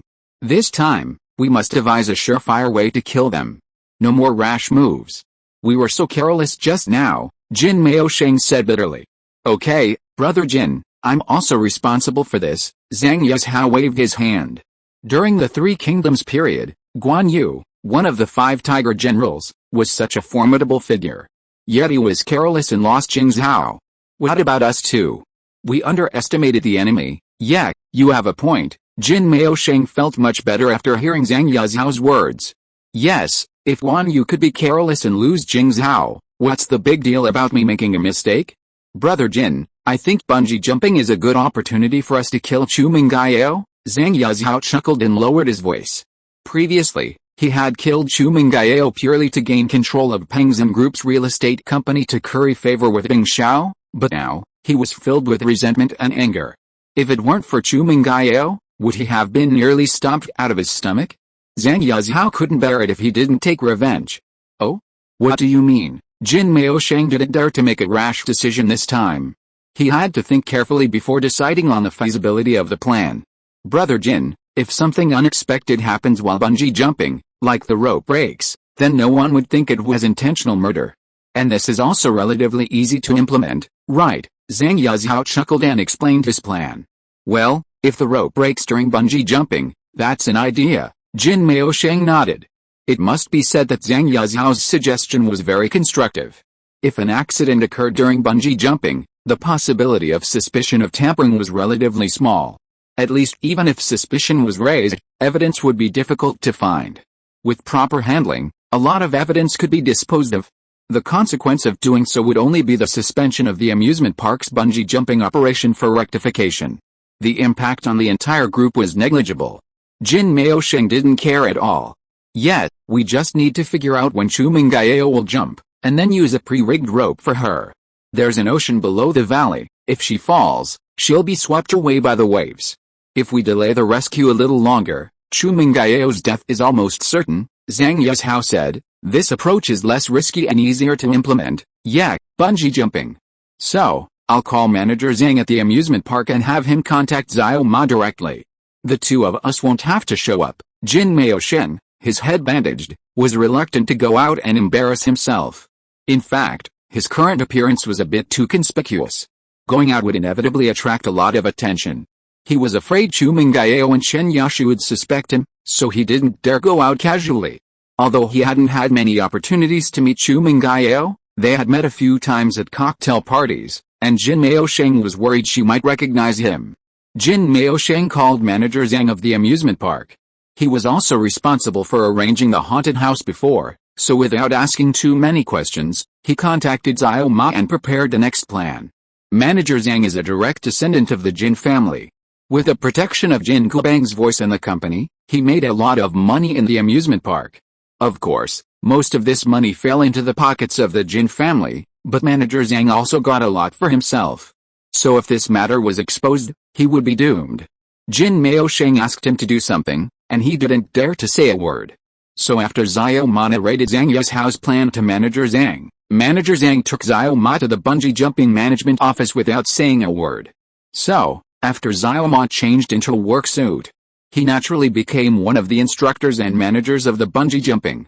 The manager who was replaced was manager Zhang's nephew, so no one would notice. Chapter 267 Wait and See. Bungee jumping is a recently emerging and incredibly exciting outdoor leisure activity. The jumper stands on a bridge, tower, building, crane, or even a hot air balloon, approximately 40 meters, the equivalent of a 10-story building. They tie a long rubber band to their ankles, then stretch their arms out, legs together, and jump head first. The band is long enough to allow the jumper to experience a few seconds of free fall in the air. When the jumper reaches a certain distance from the ground, the rubber band is pulled apart, tightening to stop the jumper's descent. At the lowest point, the rubber band springs back, pulling the jumper up, and then back down again. This cycle repeats until the elasticity of the band wears off. This is the entire bungee jumping process. Lin Yi went to buy 3 tickets. Xiao Ma, disguised as a bungee jumping attendant, ran up to Lin Yi and the other 2, assuming Lin Yi didn't recognize him. Huh? Sister Yao, this attendant's face looks weird. It looks swollen, Chen Yushu said to Chu Mengyao, gazing at Xiao Ma's face in surprise. I don't know, maybe he got pinched. Xiao, why are you caring about him? Chu Mengyao felt a surge of nervousness at the thought of her upcoming bungee jump. She was a bit less timid than Chen Yushu. She'd been looking forward to the experience because she wanted to let out some frustration, but when the time came, she felt a bit apprehensive. Oh, Chen Yushu said, still looking at Xiao Ma in surprise. Your face is really weird. Xiao Ma rolled her eyes inwardly. Weird? And it was you who pinched him? And you still call me weird? But Xiao Ma could only force a smile.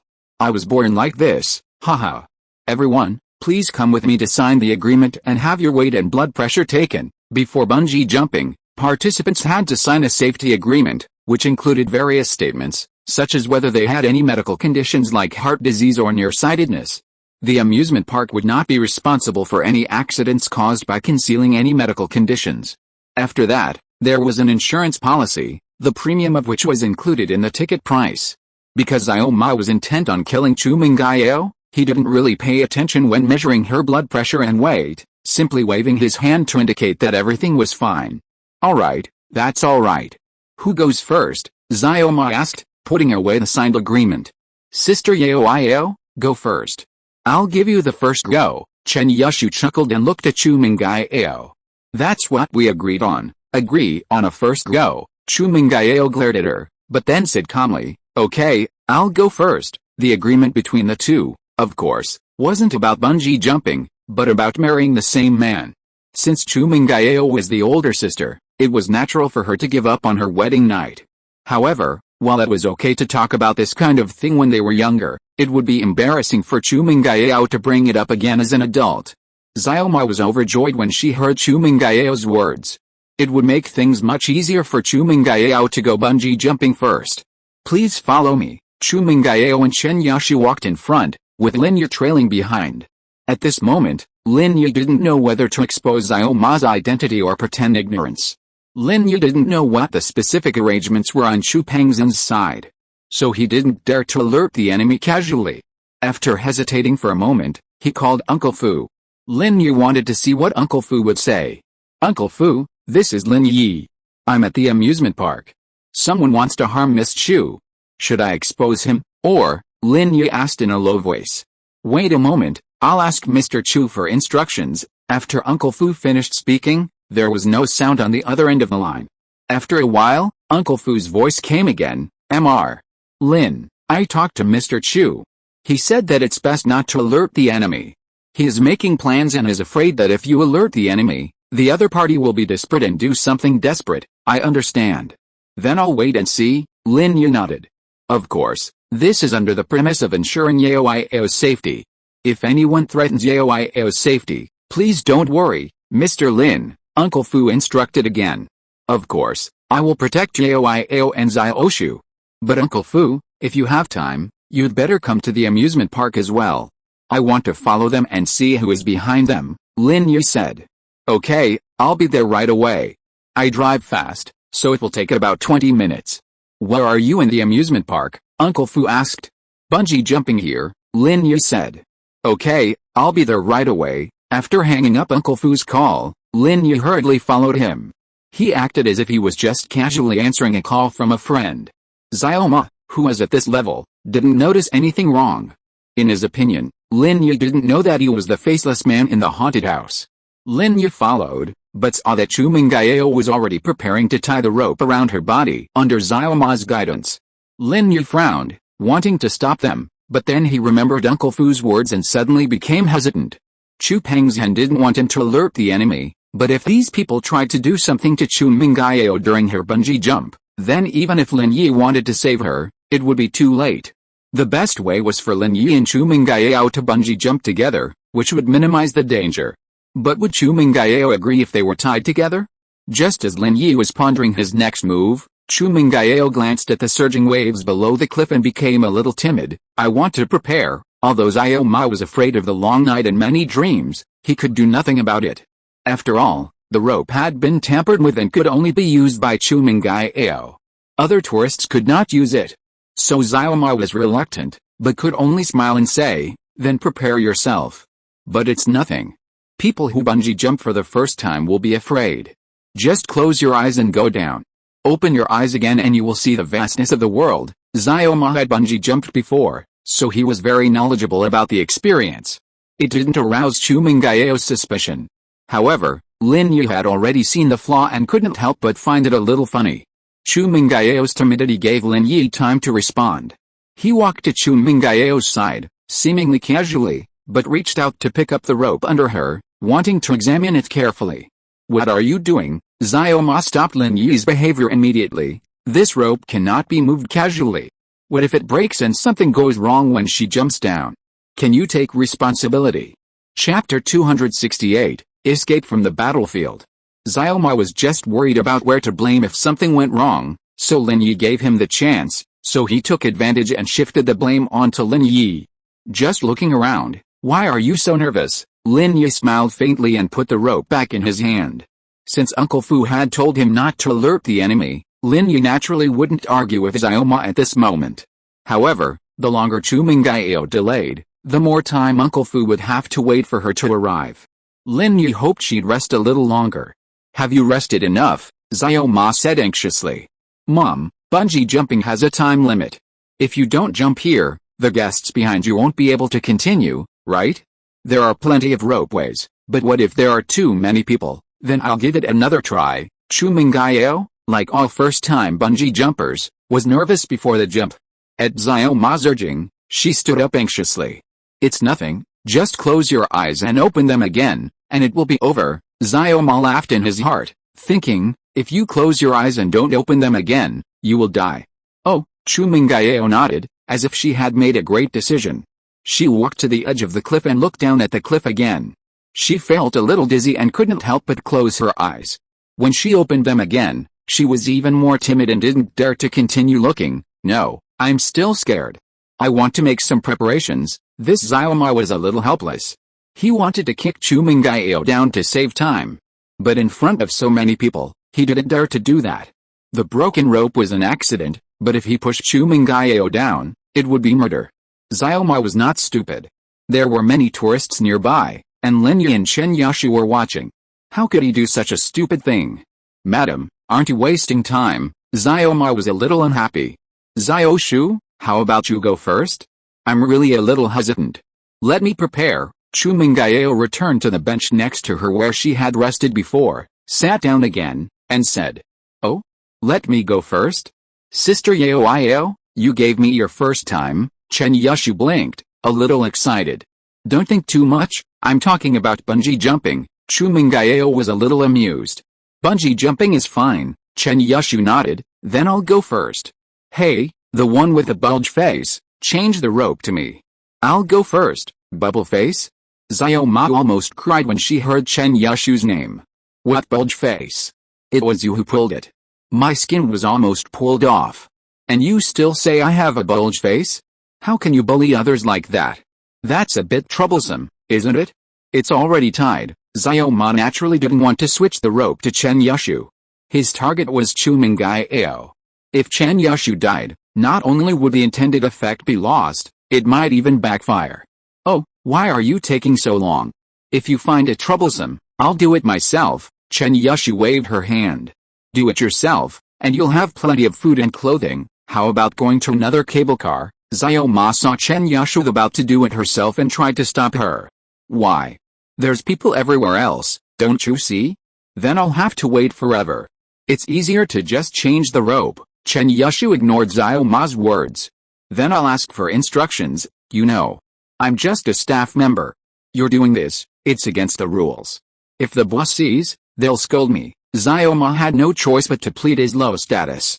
Okay, then ask for instructions. Chen Yushu was a little impatient, but she didn't bother Xiao Ma. She felt there was no point in embarrassing these junior employees.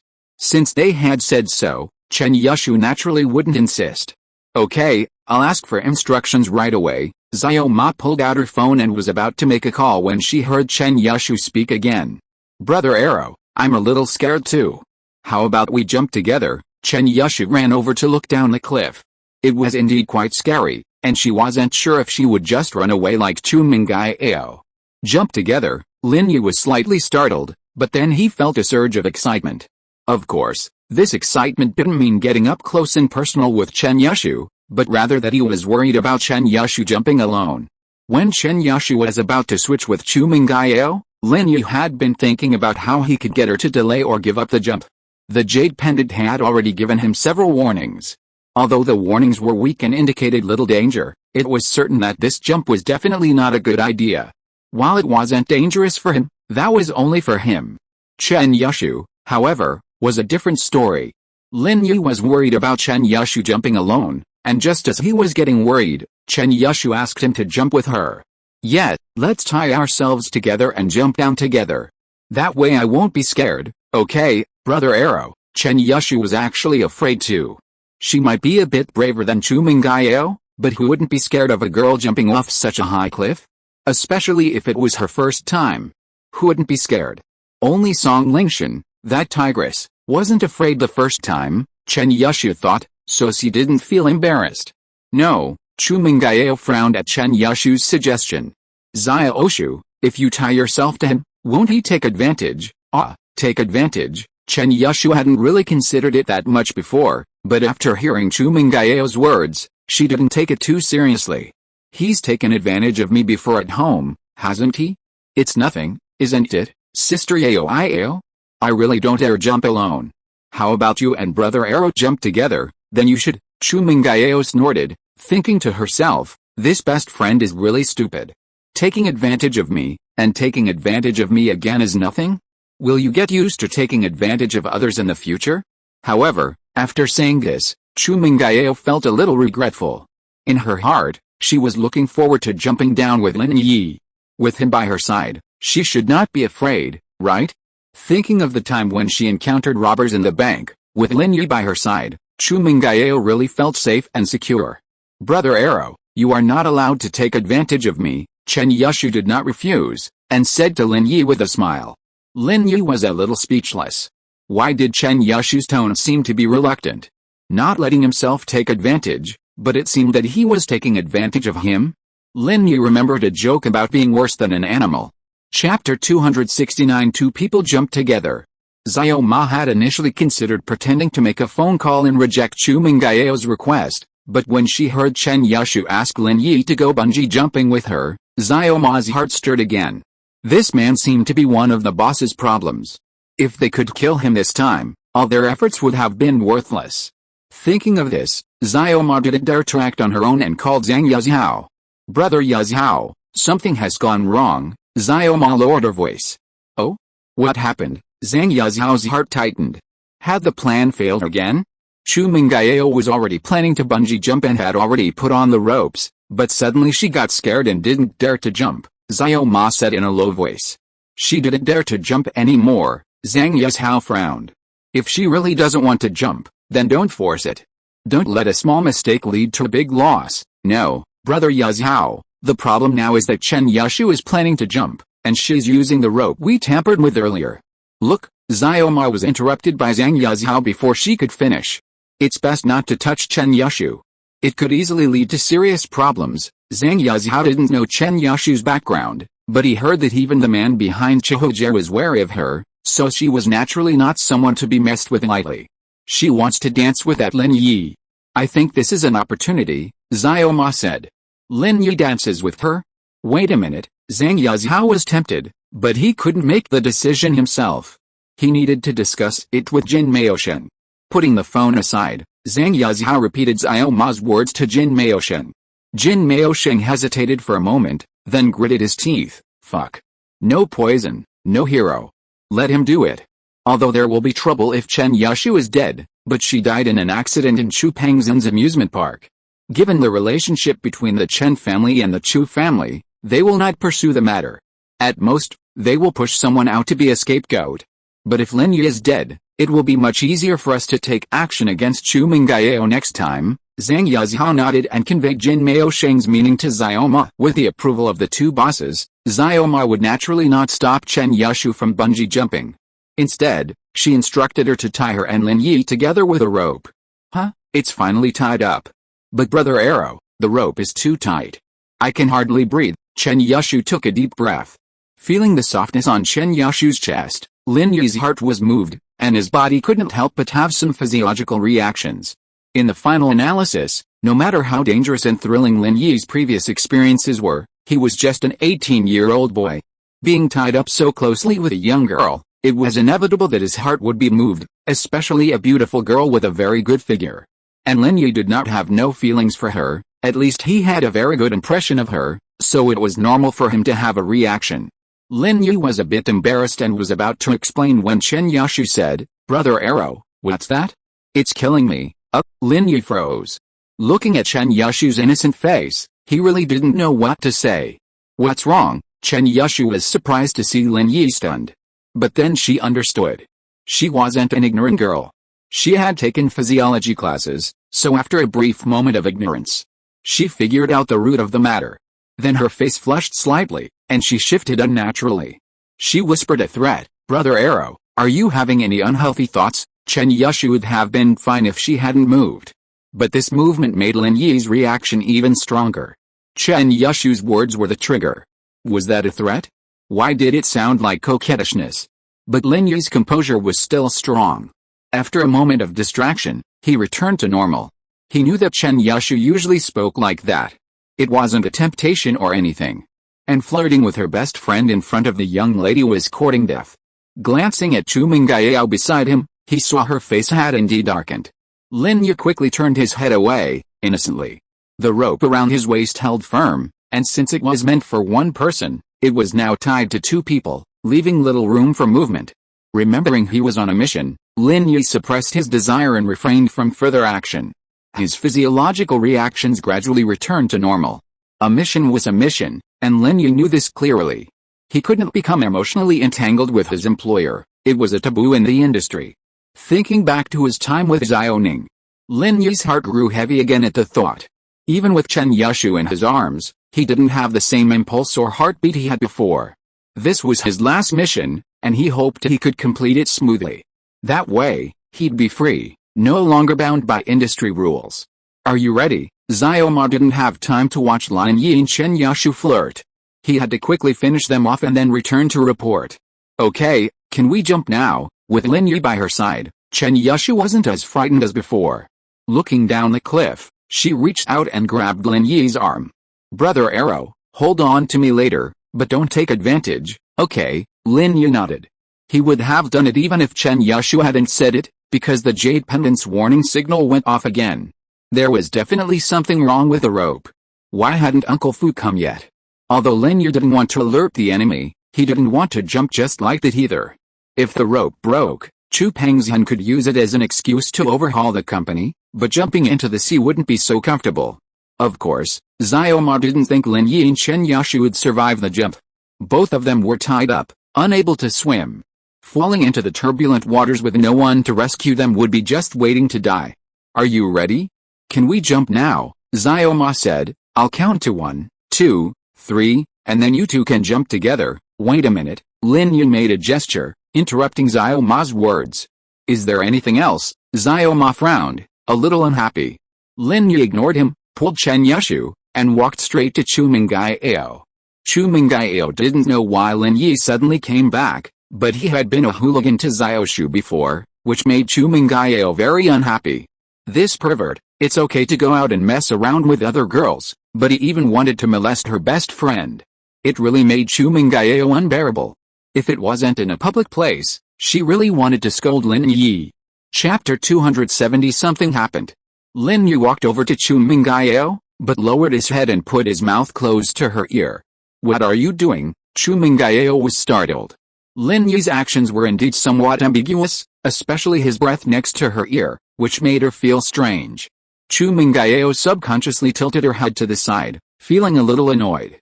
This guy, teasing her best friend wasn't enough, and now he's teasing her again?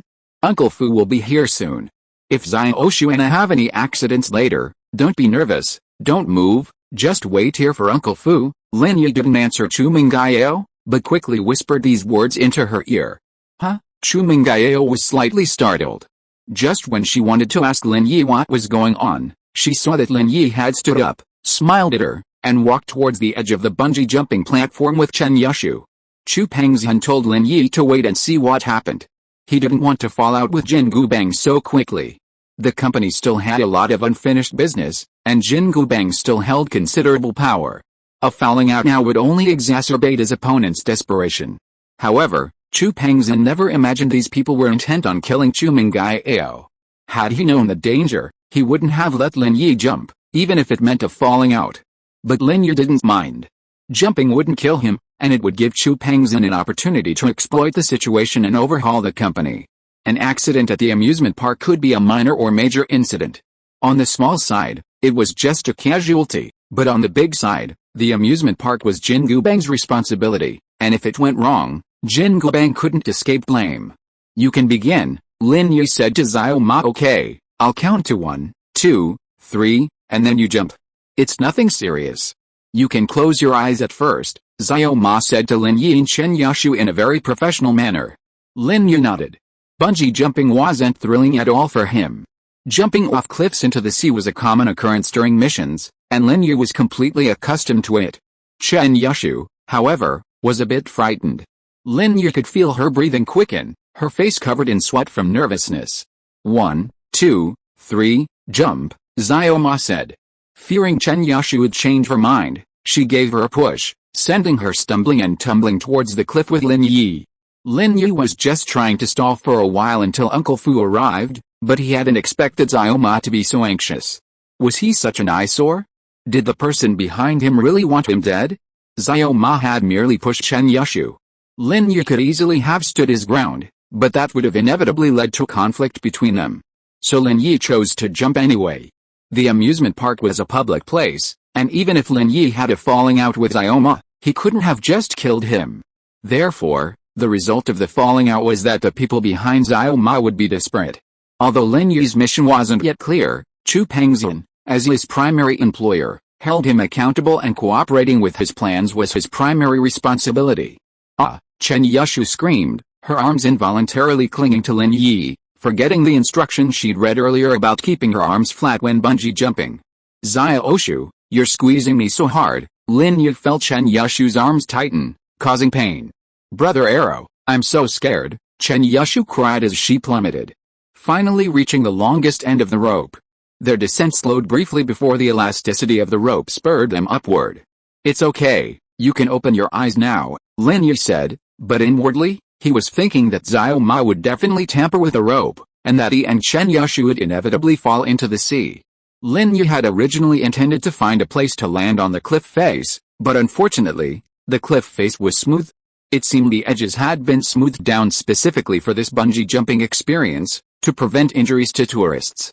Chu Mengyao stared blankly at the deserted bungee jumping platform, her mind replaying the words Lin Yi had said earlier. Uncle Fu will be here soon. If anything happens to Xiaoshu and me, don't panic. Don't move. Just wait here for Uncle Fu. Could he have an accident? Why did he say he and Xiaoshu would have an accident? Did he know something? Was he just joking to scare her? Chu Mengyao was beginning to feel a bit upset, but suddenly she heard a cry of alarm from nearby tourists. The ropes broken, something's happened, the man and woman fell into the sea. Chu Mengyao was startled and was about to ask what was going on when she saw more and more tourists rushing towards her, surrounding the cliff edge. Chu Mengyao quickly stood up and looked in the direction of the crowd, only to be stunned. The rope that had originally tied Lin Yi and Xiaoshu had broken, leaving only half of it hanging in the air. Lin Yi and Xiaoshu had long since disappeared.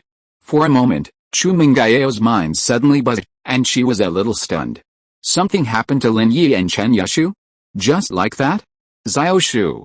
Lin Yi, Chu Mengyao pushed through the crowd and tried to squeeze through. She shouted Chen Yusu and Lin Yi's names at the top of her lungs. Girl, are you friends with the two people who fell in? An old lady who was watching looked at Chu Mengyao sympathetically. Girl, I'm sorry for the loss.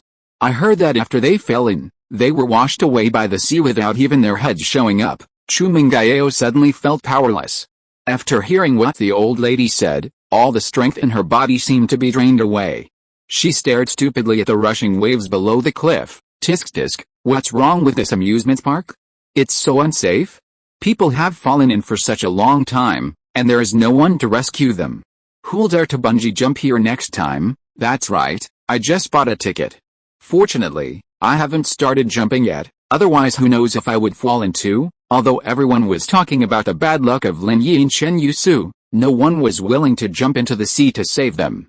It was not because people were too cold-hearted, but because if they jumped from here, they might not be able to save anyone and would die first. Thinking of the inexplicable words Lin Yi had said to her before jumping, Chu Mengyao suddenly understood Lin Yi. Had he already sensed the danger? Otherwise, why would he have said that something might happen to him and Xiaoshu and told her not to panic? This bastard, knowing that something might happen, why would he jump? Even more infuriating, he took Chen Yushu with him. If you're listening to this novel on a channel other than Fanfic World, it means they downloaded and uploaded it without effort. We cordially invite you to visit our channel, Mundo Fanfic Novelis. There you'll find the original version of this story and you can explore many other novels of various genres.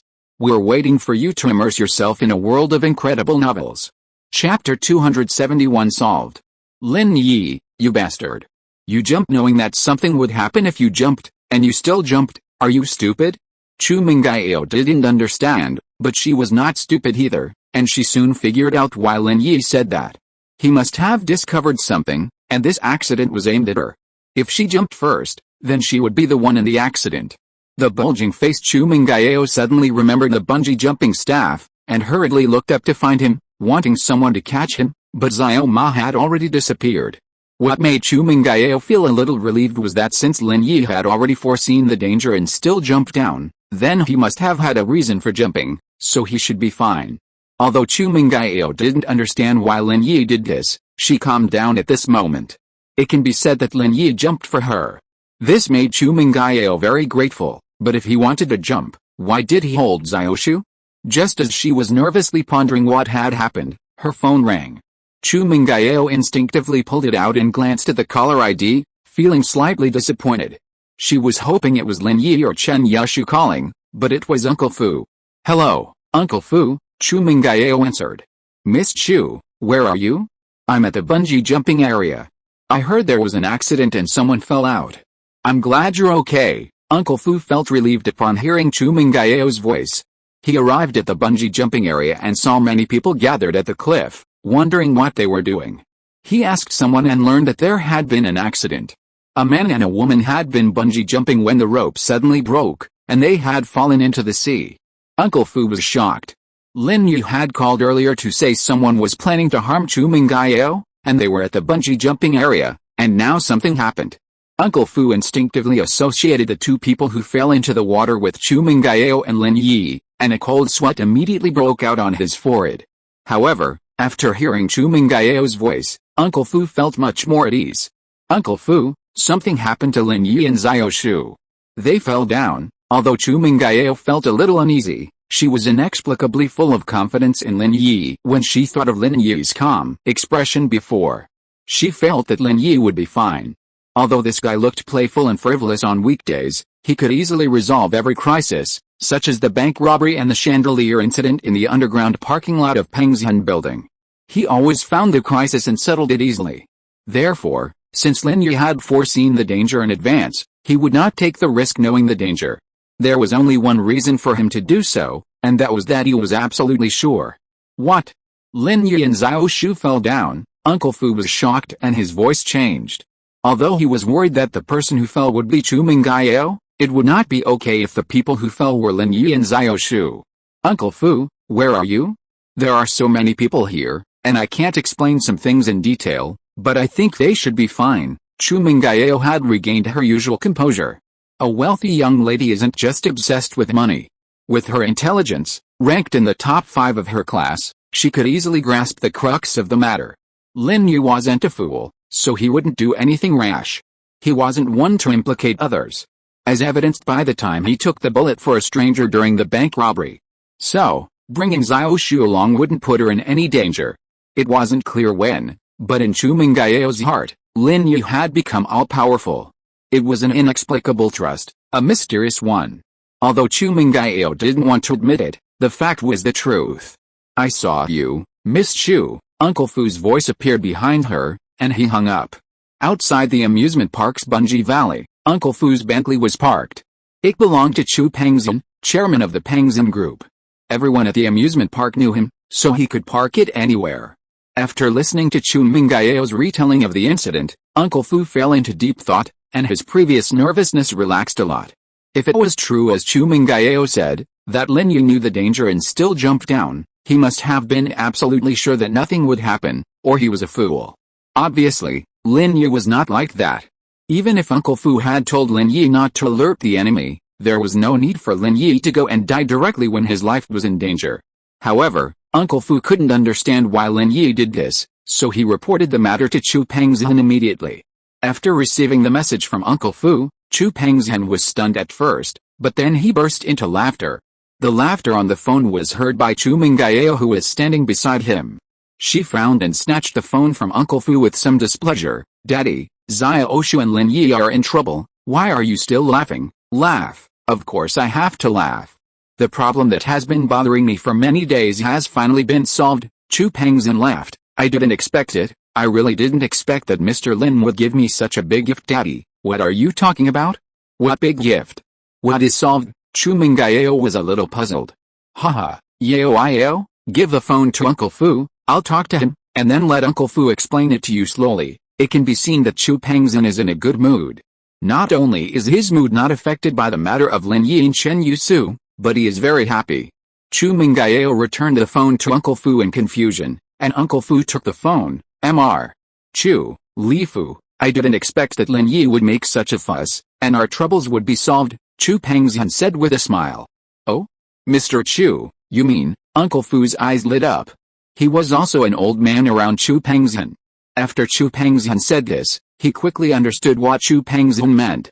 That's right. Notify shareholders to hold the shareholders meeting tomorrow, Sunday at 8 o'clock. Chu Pengzhan really admired Lin Yi at this moment. This move was beautiful. During this period of time, Chu Pengzhan has carried out several power consolidation in the company, but the effect was not very good. There are many obstacles.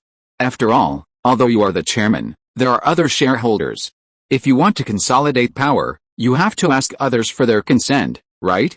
In fact, Chu Pengzhan was not targeting anyone else, but mainly Jingbang. However, Jingbang was the second largest shareholder of the company. If he took action against Jingbang without any excuse, other shareholders might feel insecure. By then, Jingbang would fan the flames and collude to win these people over. Would that undermine his position as chairman? Chapter 272 Before Death. Unfortunately, Jingbang's company accounts were kept perfectly, with no flaws. Chu Pengzhan had investigated several times but was unable to find a solution. Chu Pengzhan wanted to confront Jingbang directly, but he didn't dare. Jingbang's influence in the company was too great. If he became desperate and secretly contacted other shareholders, it wouldn't be impossible for them to unite against him as the chairman. That's why Chu Pengzhan asked Lin Yi to wait and see what happened, not to alert the enemy, and to pretend not to know about Jingbang's conspiracy. However, Lin Yi took advantage of the situation and made things worse.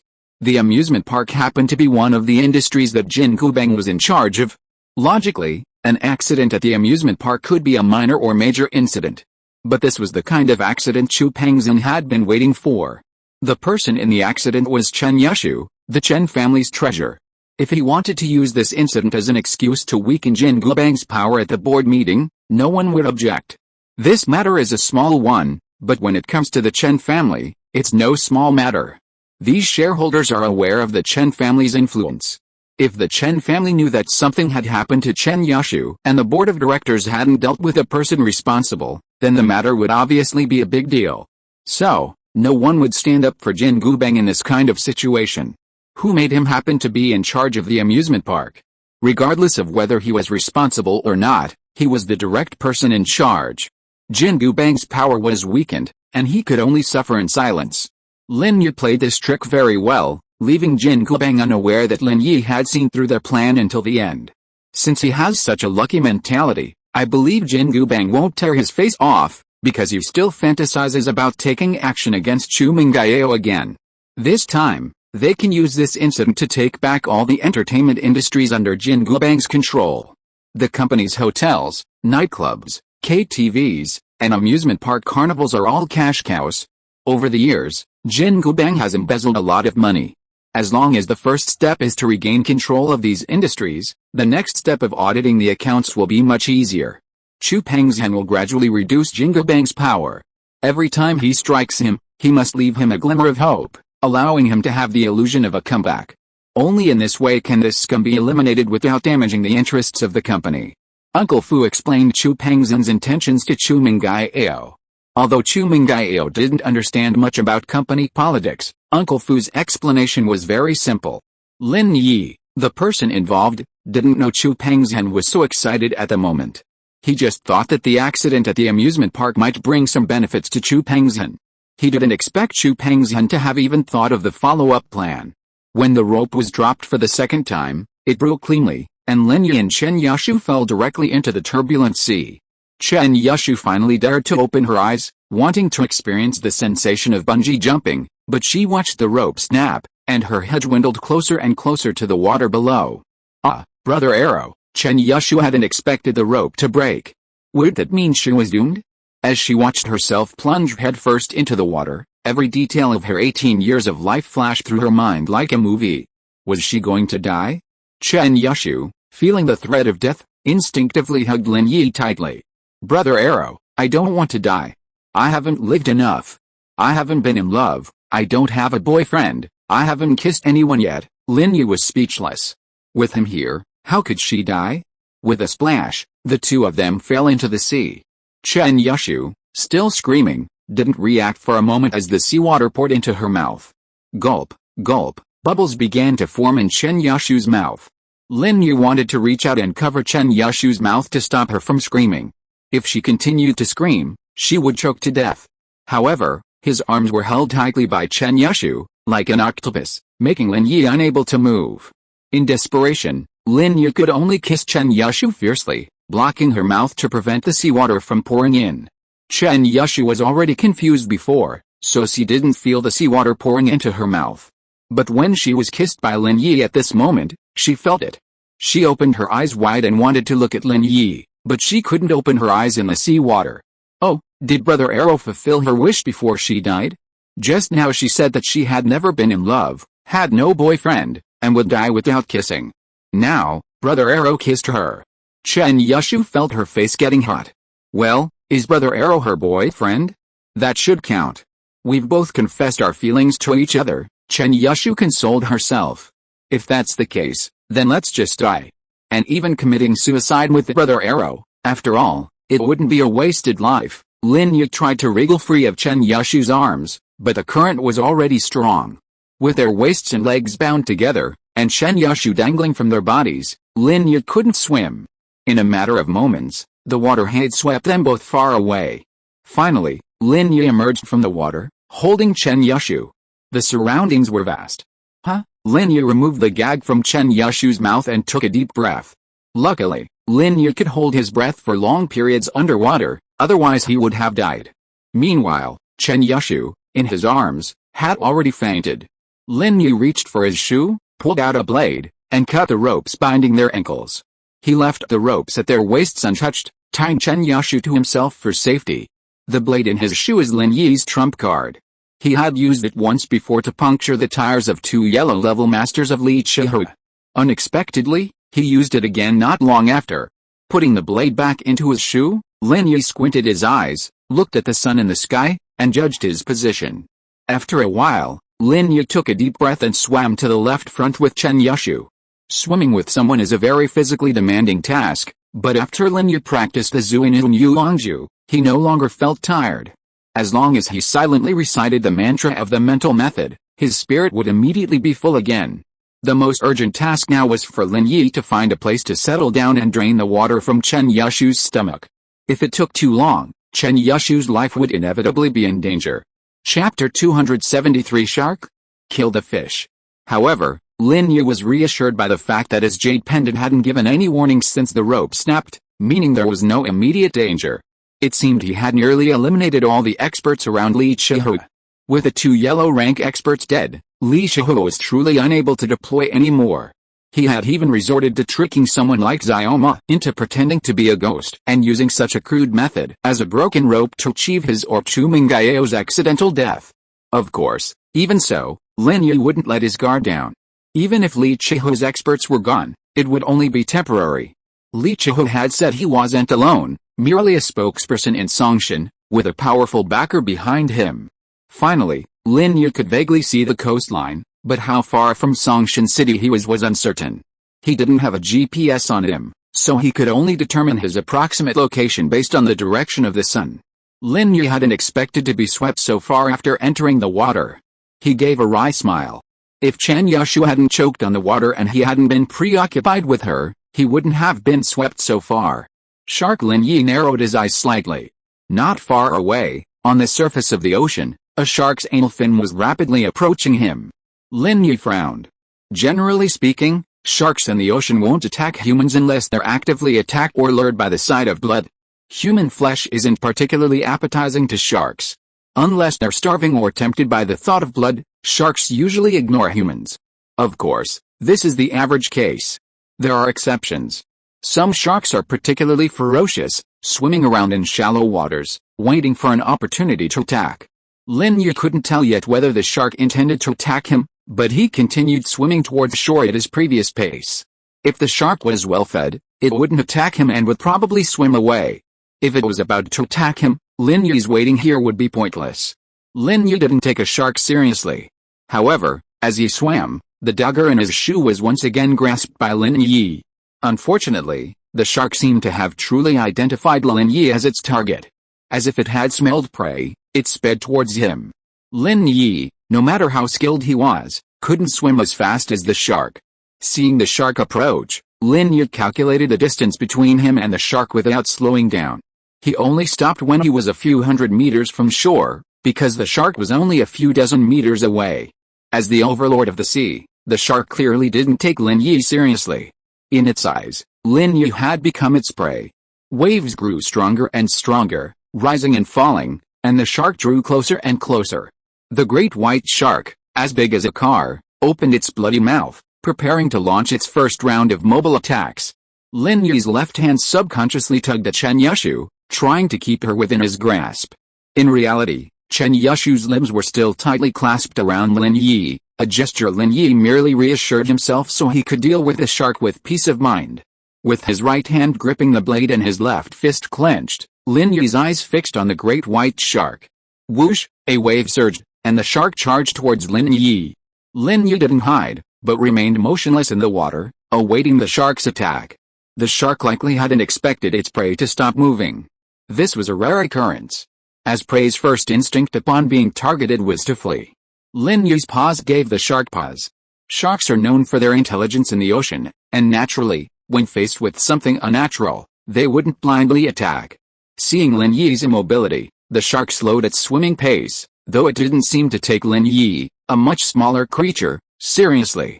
Although it slowed its approach to Lin Yi, it hadn't given up its intention to attack him, it was just approaching at a slower pace. In an instant, the shark suddenly lunged at Lin Yi. Perhaps it had lost its patience, but at this moment, Lin Yi attacked, swinging his left fist and slamming into the shark's snout. This is one of the shark's most vulnerable parts, and Lin Yi knew this weakness well. Bang! Lin Yi's power was so great that if this punch had hit a human, it would probably have killed a normal person. While it wouldn't have killed the shark, it was enough to knock its head to the side. The shark felt the pain, but it only intensified its rage. Its cheeks twitched, and it was about to bite Lin Yi. Unfortunately, Lin Yi didn't give it that chance. He stabbed the shark's gills with his knife, slashing them up and down several times, then quickly swam to the side. The shark struggled in the water for a few moments before becoming motionless, losing its former majesty. A shark's gills are a key part of its lifeblood, and Lin Yi was already familiar with this. Having already killed the shark, Lin Yi naturally wouldn't waste it. Who knew where he'd end up on shore? If he got hungry, shark meat, while not particularly tasty, would be perfectly adequate. This was the rule of survival in the wild.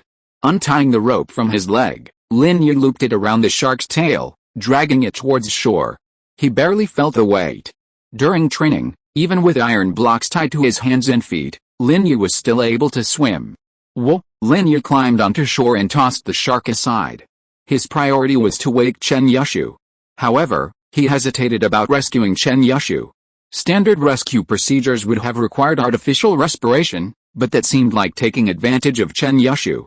Because when Lin Yi rescued people, he didn't need artificial respiration. However, Lin Yi couldn't resist the temptation of Chen Yushu. Lin Yi still had a lot of good feelings for Chen Yushu, at least more than Chu Mengyao. This girl was very cute and easy to like. But when Chen Yushu was not conscious, Lin Yi couldn't take advantage of her. Before in the sea, he had no choice because of the emergency, but now there are other alternatives.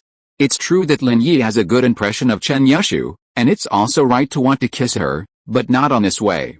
Lin Yi doesn't think he is a gentleman, but he won't do anything forced. Chapter 274 Happy Feeling. Although it wasn't about forcing her now, but rather saving someone, Lin Yi wanted Chen Yushu to close her eyes and say to him in a very cute voice, "Brother Arrow, kissed me." Just thinking about it made his blood boil, so Lin Yi didn't want to take advantage of her. It was just like when Lin Yi wanted to go to Chen Yushu and Chu Mengyao's bedroom to see what was going on. He thought about it, but didn't do it. Lin Yi placed Chen Yushu on his lap, leaned down, and began massaging several acupuncture points on her back. Even so, Chen Yushu's soft body was enough to make Lin Yi's imaginations run wild. Wow! Chen Yushu vomited out all the seawater that had been poured into her stomach under Lin Yi's massage, and then started coughing. Lin Yi gently and carefully patted her back until Chen Yushu's breathing returned to normal. "Brother Arrow? I'm not dead." Chen Yushu looked up, a little tired, but also surprised, at Lin Yi. "Or are we already dead, and this is heaven?" "You're not dead, and this isn't heaven either." Lin Yi was a little amused. Although Chen Yushu felt comfortable lying on him, Lin Yi couldn't take advantage of her. After all, Chen Yushu wasn't his girlfriend. If it were Tang Yun, Lin Yi might not be so polite. "Oh? I'm not dead? So you saved me." Chen Yushu was extremely excited at Lin Yi's words. She climbed off Lin Yi's body and wanted to dance. However, perhaps her body was too weak from the previous exercise. Before she could do anything, she stumbled and almost fell to the ground. "Ah!" Chen Yushu exclaimed, quickly holding on to Lin Yi and regaining her balance. "Brother Arrow, are we really not dead?" "No, with me here, how could she die so easily?" Lin Yi rolled his eyes. What Chen Yushu said was too easy to die, wasn't it? If falling into the sea could kill someone, Lin Yi would have given up on his life and just committed suicide. I knew Brother Arrow was the best." Chen Yushu felt that being alive felt so good. "Brother Arrow, did you kiss me just now?" "That wasn't a kiss, I was just blocking your mouth. Otherwise you would have choked to death." Lin Yi tried to justify his actions. In reality, it was just a different name, the nature of the kiss was the same. "Oh, then when you rescued me just now, did you give me CPR?" Chen Yushu's face flushed slightly at this. "I heard that CPR requires not only mouth-to-mouth but also chest compressions. Did you take advantage of me? Didn't you see what you looked like when you woke up?" Lin Yi said with a wry smile. "I don't use CPR when I save people." "Oh?" After hearing Lin Yi's words, Chen Yushu didn't think he would lie to her. She just felt a little disappointed. Brother Arrow could have taken advantage of her, so why didn't he? Did Brother Arrow not like her? "My phone's broken. Check yours, and then call Uncle Fu to let him know you're safe." Lin Yi fiddled with his phone for a few seconds, then regretfully put it away. It wouldn't turn on anymore. After being in the sea for so long, most electronic gadgets would be ruined. "Mine? I didn't bring my phone. I gave it to Sister Yao before I went bungee jumping." Chen Yushu said. Who cares? It's okay. As long as I'm not dead, that's enough. Brother Arrow, I'm a little hungry. Is there anything to eat here? Lin Yi really didn't know what to say. Now he understood Chu Mengyao's pain a little bit, because this best friend was so supportive, and not just ordinary support. But Lin Yi didn't say anything. Chen Yushu and Chu Mengyao hadn't eaten before, and now after all this trouble, they had vomited out the little stomach acid in their stomachs. How could they not be hungry? Chen Yushu looked around the coast, but was disappointed to find that there was no one here at all. It was a desolate place. This is a dangerous area, often infested with sharks, so it hasn't been developed into a tourist attraction. It's no surprise that it's deserted. However, Chen Yushu's gaze lingered on the shark on the beach. Huh? Brother Arrow, what's that? A dead fish, shark, Lin Yi said calmly. Shark? Chen Yushu was startled and instinctively shrank her head. She wanted to go over to see what was going on, but now she doesn't dare to go. Brother Arrow, is there a shark here? Yes, it almost ate you just now, Lin Yi smiled, but I killed it. Brother Arrow, you killed the shark? Oh, really? You're so cool. Chen Yushu didn't expect that Lin Yi not only dragged her to the shore, but also killed a shark. What a tough guy. There's nothing to eat here, except for this shark. If you want to eat it, I'll grill it. Lin Yi had previously noticed a forest not far from the beach, where he should be able to pick up a lot of dead branches, perfect for making a fire and grilling fish. Eat shark? Great, Brother Wrigley, I haven't eaten shark yet. Chen Yushu was very excited when she heard that she could eat shark. What does shark meat taste like? Is it delicious? To be honest, it's not very delicious. Lin Yi had eaten shark, but he didn't think it was very delicious. Otherwise, many people wouldn't just cut off the shark's fins and throw the shark meat back into the sea after catching a shark. Oh, that's fine. I'm not picky. I can eat anything. Chen Yushu was satisfied as long as there was something to eat. His stomach was completely empty and he was grumbling. Lin Yi nodded and prepared to pick up some dry branches. After taking a few steps, he turned back and warned, "Don't wander around and don't go into the sea. If there was one shark here, there would inevitably be a group of them." Lin Yi didn't want Chen Yushu to be left with only a pile of bones when he returned. "I know, I'll be waiting here." Chen Yushu sat on the beach, legs crossed, and waved to Lin Yi with a grin. "Don't worry, Brother Arrow, I'll be good." Suddenly, Chen Yushu had a strange feeling, like playing house as a child.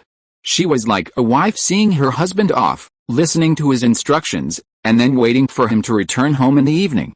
An unprecedented sense of happiness welled up in Chen Yushu's heart, a sweet, yet somewhat shy feeling. Watching Lin Yi's retreating figure, though not particularly majestic and a bit frail, Chen Yushu felt an unusual comfort, a sense of security. It would be fun to stay here with Brother Arrow, right? Chen Yushu thought. But that was obviously unrealistic. It seemed like Sister Yao also liked Brother Arrow. Chen Yushu sighed softly. While she was daydreaming, Lin Yi returned, holding a pile of branches. Chapter 275 Lin Yi and the Primitives. Chen Yushu shook her head and stood up, ignoring the mess. Brother Arrow, you're back. Do you want some help? Chen Yushu didn't want to be a useless person, just eating. She naturally wouldn't sit idly by if she could help. Look around the beach. See if there's anything like a glass bottle or something. If not, thin wire will do. Lin Yi tossed the dead branch directly onto the sand and instructed Chen Yushu.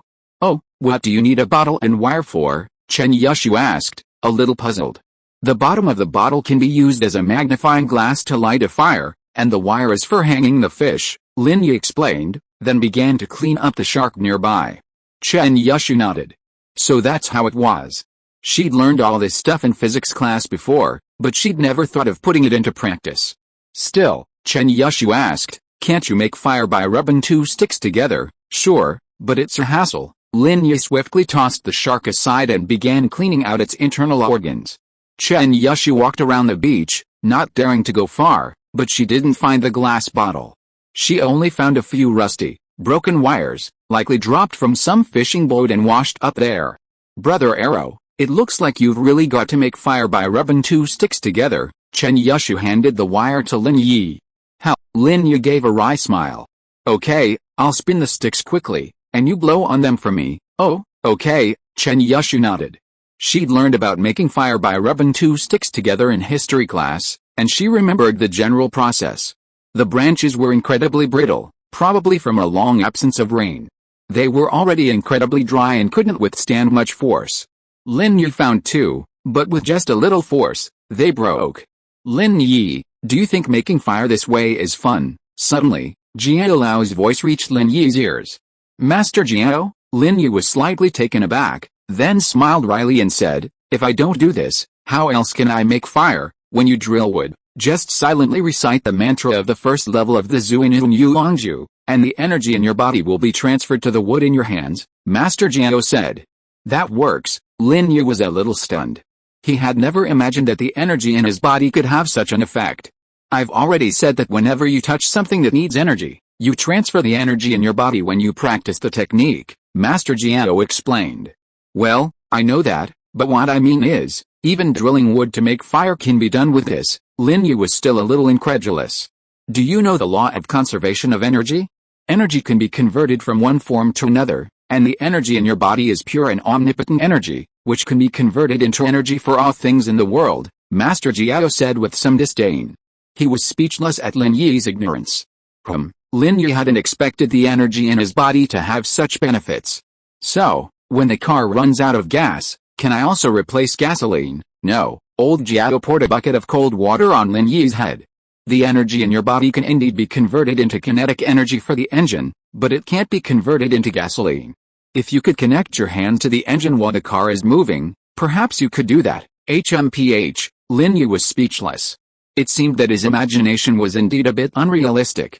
However, with this information so far, Lin Yi was already very happy. According to old Jiao's instructions, while drilling the wood, Lin Yi activated the Xuanyuan Yulong Jue, transferring the energy in his body through his hands to the wood. Whoosh! The branch in Lin Yi's hand suddenly burst into flames, startling Chen Yushu, who was blowing on it, and almost burned her hair. Ah, I was scared to death. Chen Yushu quickly hid aside and patted her chest. Brother Arrow, I was scared to death. How could the fire start so suddenly? Without any warning? What warning could there be for a fire? In fact, Lin Yi himself was also shocked. So fast? In fact, it was that fast. I read in history books that primitive people would drill wood to make fire, and it would first produce smoke, and then slowly catch fire. How could I have known it would be so fast? Chen Yushu wiped the cold sweat from his forehead. But maybe it's just that you're too awesome, Brother Wrigley. You're even better than the primitive people. Lin Yi really wanted to ask, is this a compliment to himself? This object of comparison was too speechless. You add the firewood, I'll go get the shark. Lin Yi handed the task here to Chen Yushu, walked quickly towards the shark, and quickly cut the shark meat into small pieces with a blade. He then soaked it in seawater to wash off the mud and sand on the fish meat and let the seawater penetrate it, so that the fish meat would have flavor and not be tasteless. After washing it, Lin Yi threaded the shark meat onto the wire that Chen Yushu had picked up, and walked back to Chen Yushu. Chen Yushu saw Lin Yi coming back and said, Brother Arrow, what are you going to do now? I'm done. Lin Yi handed the string of fish in his hand to Chen Yushu. Hold it for me for a while. Then Lin Yi found the two longest branches in the pile of branches behind him, one on the left and one on the right, and stuck them into the sand next to the fire. He hung the fish in Chen Yushu's hand on them, and said, It's okay, you can eat it in a while, but eat less, there is no fresh water. After a while, the fish was roasted by the fire below, emitting bursts of fragrance. Chen Yushu couldn't help swallowing his saliva. Brother Arrow, is it okay to eat? It's okay. It doesn't matter if it's a little raw. At most you'll have diarrhea. Lin Yi used a branch to look at the shark meat on the wire, and then said, Then let's wait a while. Chen Yushu's face turned pale immediately when she heard about the stomachache. There was no toilet or toilet paper here. If she had a stomach ache here, wouldn't Brother Wrigley see her? Would that be so embarrassing? Lin Yi smiled and took down the wire. It's ready now. Eat the middle part. Cook it thoroughly. Oh, Chen Yushu used a branch to pick up a piece of shark meat and pulled it off the wire. She put it to her mouth impatiently, took a small bite to taste it, and then swallowed it whole. The shark's bones were relatively large and had been removed by Lin Yi, so only the fish meat was left, and there was no need to worry about getting stuck by the bones. Wow, it's delicious. Chen Yushu couldn't believe that the grilled shark meat was so delicious. I feel that this tastes much better than shark fin. Why do so many people like shark fin but not shark meat? It seems that restaurants don't have this dish. End of this chapter. Thank you very much for reaching the end. Don't forget to like. Looking for more exclusive content and immediate access? Subscribe to our Patreon. Remember, every like, subscription, or donation encourages us to continue. Thanks to everyone. See you in the next video.